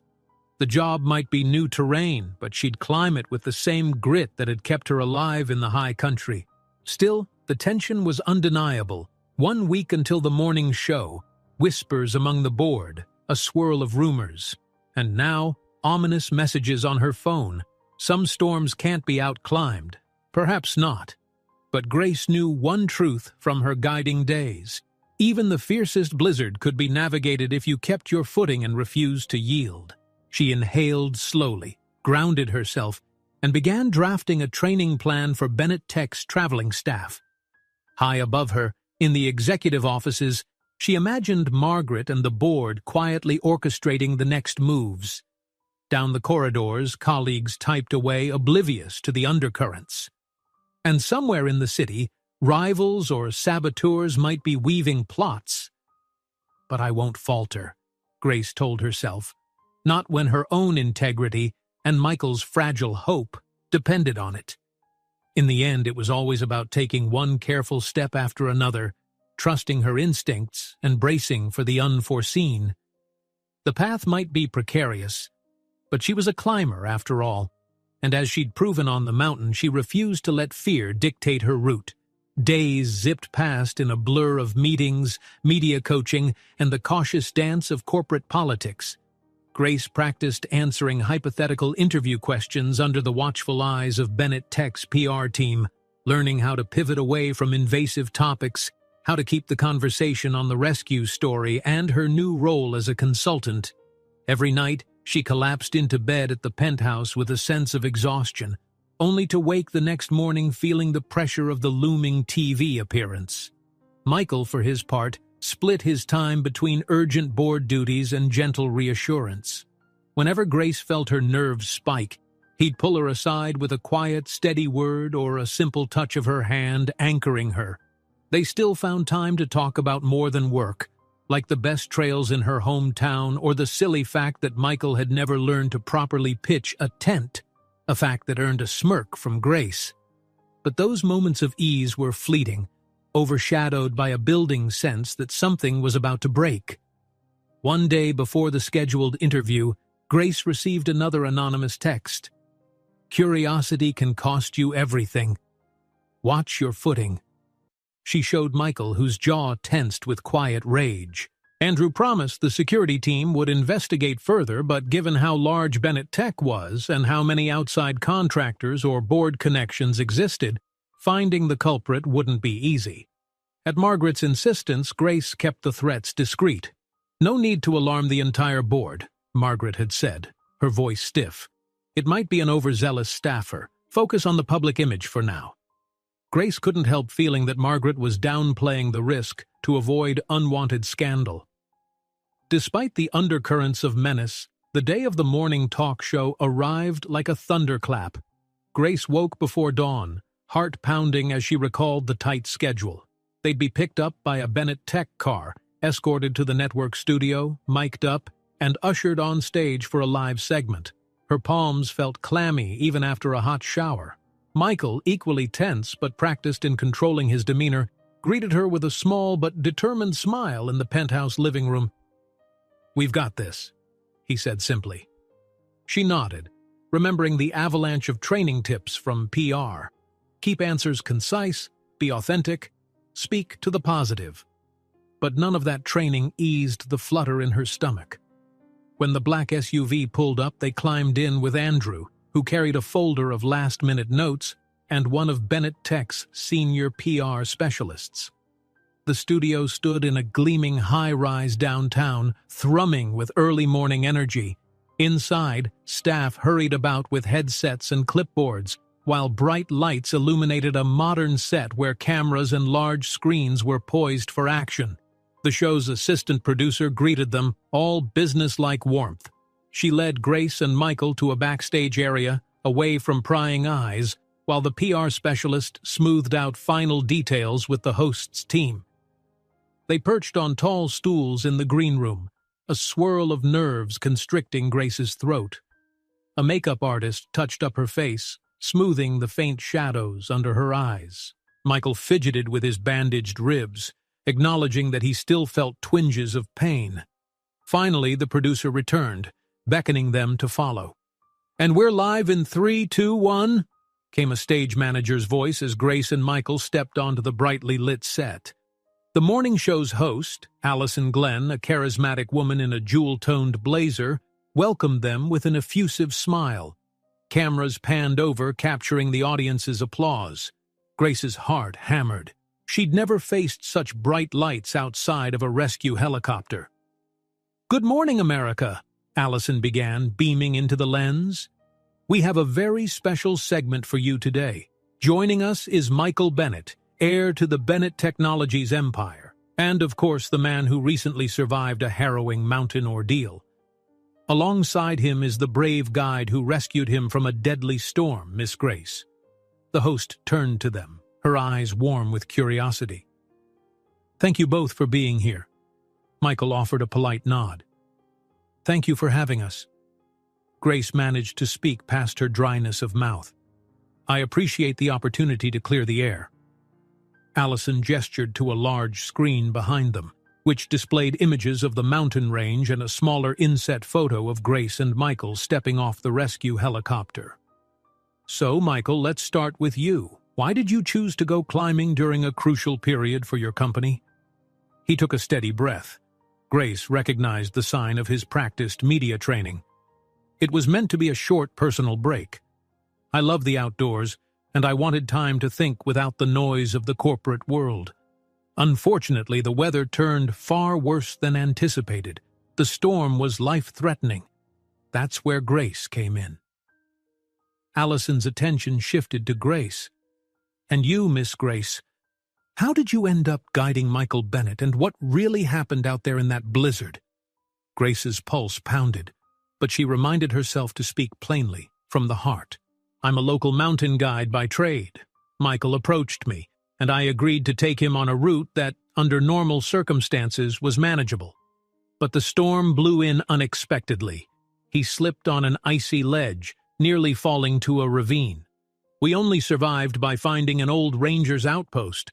We spent days there rationing supplies until a helicopter spotted us." The host nodded, eyes shining with that blend of fascination morning show audiences love. "That must have been terrifying. Did you ever fear you wouldn't make it?" Grace allowed a small, wry smile. "Absolutely. But in the mountains, you learn to focus on what you can control. Staying warm, finding shelter, looking out for each other. Michael was brave too. He never gave up." Michael offered Grace a grateful look before Allison pressed on. "There's been speculation about your relationship. Some tabloids claimed a whirlwind romance. Others suggested business motives. How do you respond to these rumors?" Grace felt the question like a prick of cold air. She glanced at Michael. His expression remained composed, though she sensed the flicker of tension. "Truthfully," Grace said, "there was no master plan. Our bond grew from shared survival. I'm now a consultant at Bennett Tech, helping with safety protocols because that's what I do, guide people safely."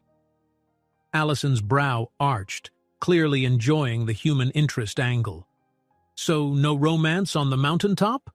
Michael intervened gently, sparing Grace the awkwardness. "We formed a deep connection in that crisis. It's personal, like a friendship forged in fire. I respect Grace immensely. For now, we're just grateful to be alive and working together." Allison, seeing she wouldn't get a sensational confession, pivoted. "Well, that's lovely. Let's talk about Bennett Tech. Michael, your company has soared under your grandmother's leadership. How have you handled the transition back into corporate life after this near-death experience?" Michael's face tightened slightly, but he answered calmly. "It's been an adjustment. My grandmother and the board rely on me, and I'm committed to my responsibilities. But this experience reminded me that life isn't solely about board meetings. I hope to bring a refreshed perspective to Bennett Tech, balancing innovation with well-being." Allison nodded, a diplomatic smile curving her lips. "Miss Grace, as a newcomer to big business, how do you find this corporate world?" Grace breathed a quiet laugh. "It's a different landscape, no less challenging than climbing, honestly. But I see it as another environment to navigate. Learn the rules, watch your step, keep going. I hope to bring real outdoor safety knowledge here. I want to ensure no staff or researchers face hazards without proper training." The host smiled brightly. "That's admirable. And finally, what do you both want people to take away from your story?" Michael caught Grace's eye. His words came soft but strong. "That we're all human, no matter our position or wealth. Sometimes stepping away from the noise is necessary to find clarity, but we should do it responsibly. And that people like Grace, everyday heroes, can save lives in ways no technology can replace." Grace felt warmth flood her chest. She added, "Hardships can form unexpected bonds. We can be strangers one day, allies the next. If sharing our experience inspires someone to help another or to respect nature's power, then I think this story has a purpose." Allison beamed, turning to the camera. "What a beautiful message. Thank you both for coming on and shedding light on the real story behind those sensational headlines. Stay tuned, folks. We'll be back with more after the break." As the segment ended and applause echoed in the studio, Grace exhaled shakily. The bright lights dimmed slightly, and a stagehand guided them off set. Michael's hand found hers, giving it a brief squeeze. "You did great," he whispered, relief evident in his eyes. She smiled, her heart still hammering. "So did you." Backstage, Andrew and a PR representative congratulated them, offering hushed excitement that the interview had gone smoothly. "That was perfect. Sincere but not too revealing," the PR specialist gushed. "Social media is already reacting positively." Michael, though tired-looking, nodded in thanks. Grace caught a reflection of them in a mirror. She and Michael, side by side, a strange duo forged by nature's tempest. "We survived the on-air storm, too." They left the studio to find the building's lobby abuzz with staff and visitors. A few recognized Michael, greeting him politely. Others whispered, craning to see Grace. She ignored the murmurs, focusing on the safe presence of Michael's hand lightly on her elbow, guiding her to the waiting car. But just as they neared the exit, her phone buzzed again. She tensed, pulling it out. Another unknown message glowed on the screen. "You might fool the cameras, but not everyone is blind. Your next misstep will be your last." Her blood chilled. She showed Michael. His face darkened. "Enough," he muttered. He flagged Andrew, who'd walked behind them. "We need security to trace these messages immediately. This is a direct threat." Andrew's expression turned grim. "Agreed. This can't go unaddressed." They climbed into the SUV, hearts pounding. During the ride back to Bennett Tower, Andrew fired off calls to the in-house cyber team, ordering a deep trace on the texts. Grace stared out the window, unsettled. The interview had felt like a victory. Now a menacing shadow threatened to eclipse it. Who wants to harm us or manipulate us? And why? Michael tried to soothe her. "We'll find the source. My grandmother won't let a threat slide, especially if it jeopardizes the company's image." Grace gave a shaky nod. "I'm not scared for me exactly," she whispered, "but I fear for you and for what this means about the undercurrents here." His hand found hers, fingers interlacing. "We face it together." When they returned to Bennett Tower, they went straight to the executive security suite. Margaret was already there, posture rigid, scowling at a security chief who stammered about the difficulty of tracing burner phones. Strickland stood in the corner, arms crossed, expression unreadable. Another board member, McAllister, frowned at the floor. Margaret's gaze snapped to Grace and Michael. "More texts? Show me." She snatched Grace's phone, scanning the latest threat. Her lips tightened into a thin line. Preposterous. Someone is sabotaging us from within, I'm certain. They want to sow fear, maybe force Michael into compliance, or discredit Grace. We can't let them succeed. Strickland interjected smoothly. We'll double down on security protocols, but we should be cautious about going public with these threats. Bad for investor confidence. Perhaps keep it internal. Michael's temper flared. So bury it? So no one knows we're threatened? That's not a solution. Margaret shot him a warning glare. We have to be strategic, Michael. Calm. We'll root out the culprit quietly. Grace's pulse hammered. I refuse to cower. If someone's trying to drive me out, they can't succeed unless I give in. A tiny hint of respect flashed in Margaret's eyes, though she remained tense. Exactly. Stand firm. We'll find them. In the meantime, you have the board's backing, officially or otherwise. Andrew cleared his throat. The timing suggests someone is angry about the successful interview. Our share price actually ticked upward after the broadcast. Perhaps a rival fears Michael's renewed public goodwill. Strickland nodded curtly, though his expression stayed inscrutable. Grace couldn't shake the sense that he was sizing her up, the same way he had in the break lounge. But if he was behind this, he disguised it well. The security chief promised to intensify investigations, coordinate with law enforcement if necessary. Once the meeting ended, the tension in Margaret's private office soared off the charts. Michael placed a calming hand on Grace's shoulder, ushering her out into the corridor. Andrew lingered behind to finalize security steps, while Strickland and McAllister departed without a word. Grace released a shaky breath as soon as the door closed behind them. What a day. That interview felt like a victory. But now, these threats overshadow it. Michael guided her down the hall, voice hushed. Threats or not, your composure on that show was incredible. We'll handle this new storm, I promise. She nodded, trying to muster courage. I just want to do my job, help where I can. Why can't it be that simple? A bittersweet smile crossed his lips. Because Bennett Tech is an empire, and every empire has conspirators lurking. But you're no ordinary consultant, Grace. You've shown them your strength. They're worried. They stopped by a tall window overlooking the city. Gray clouds lingered, reflecting the unsettled mood. Grace let her forehead rest against the cool glass, recalling the wind-swept peaks of her home. In those mountains, threats were tangible. Blizzards, avalanches, steep cliffs. Here, dangers hid behind phones, boardroom smiles, untraceable messages. But she wasn't alone. Michael's presence at her side reminded her of the unwavering ally she'd found. The memory of that outpost firelight, the hush of the snowstorm, flickered in her mind. That shared resilience still bound them. Turning to face him, she mustered a quiet, determined smile. We won't let them break us, or twist this story into something ugly. Michael's eyes warmed. No, we won't. And once we unmask whoever's behind these threats... He paused, chest tightening with anger. We'll show them they chose the wrong people to intimidate. By evening, the city glowed under a subdued sunset. As Grace sat in the penthouse living room, scanning an email about her next day's schedule, Michael sank onto the couch beside her. She noticed the lines of fatigue etched around his eyes.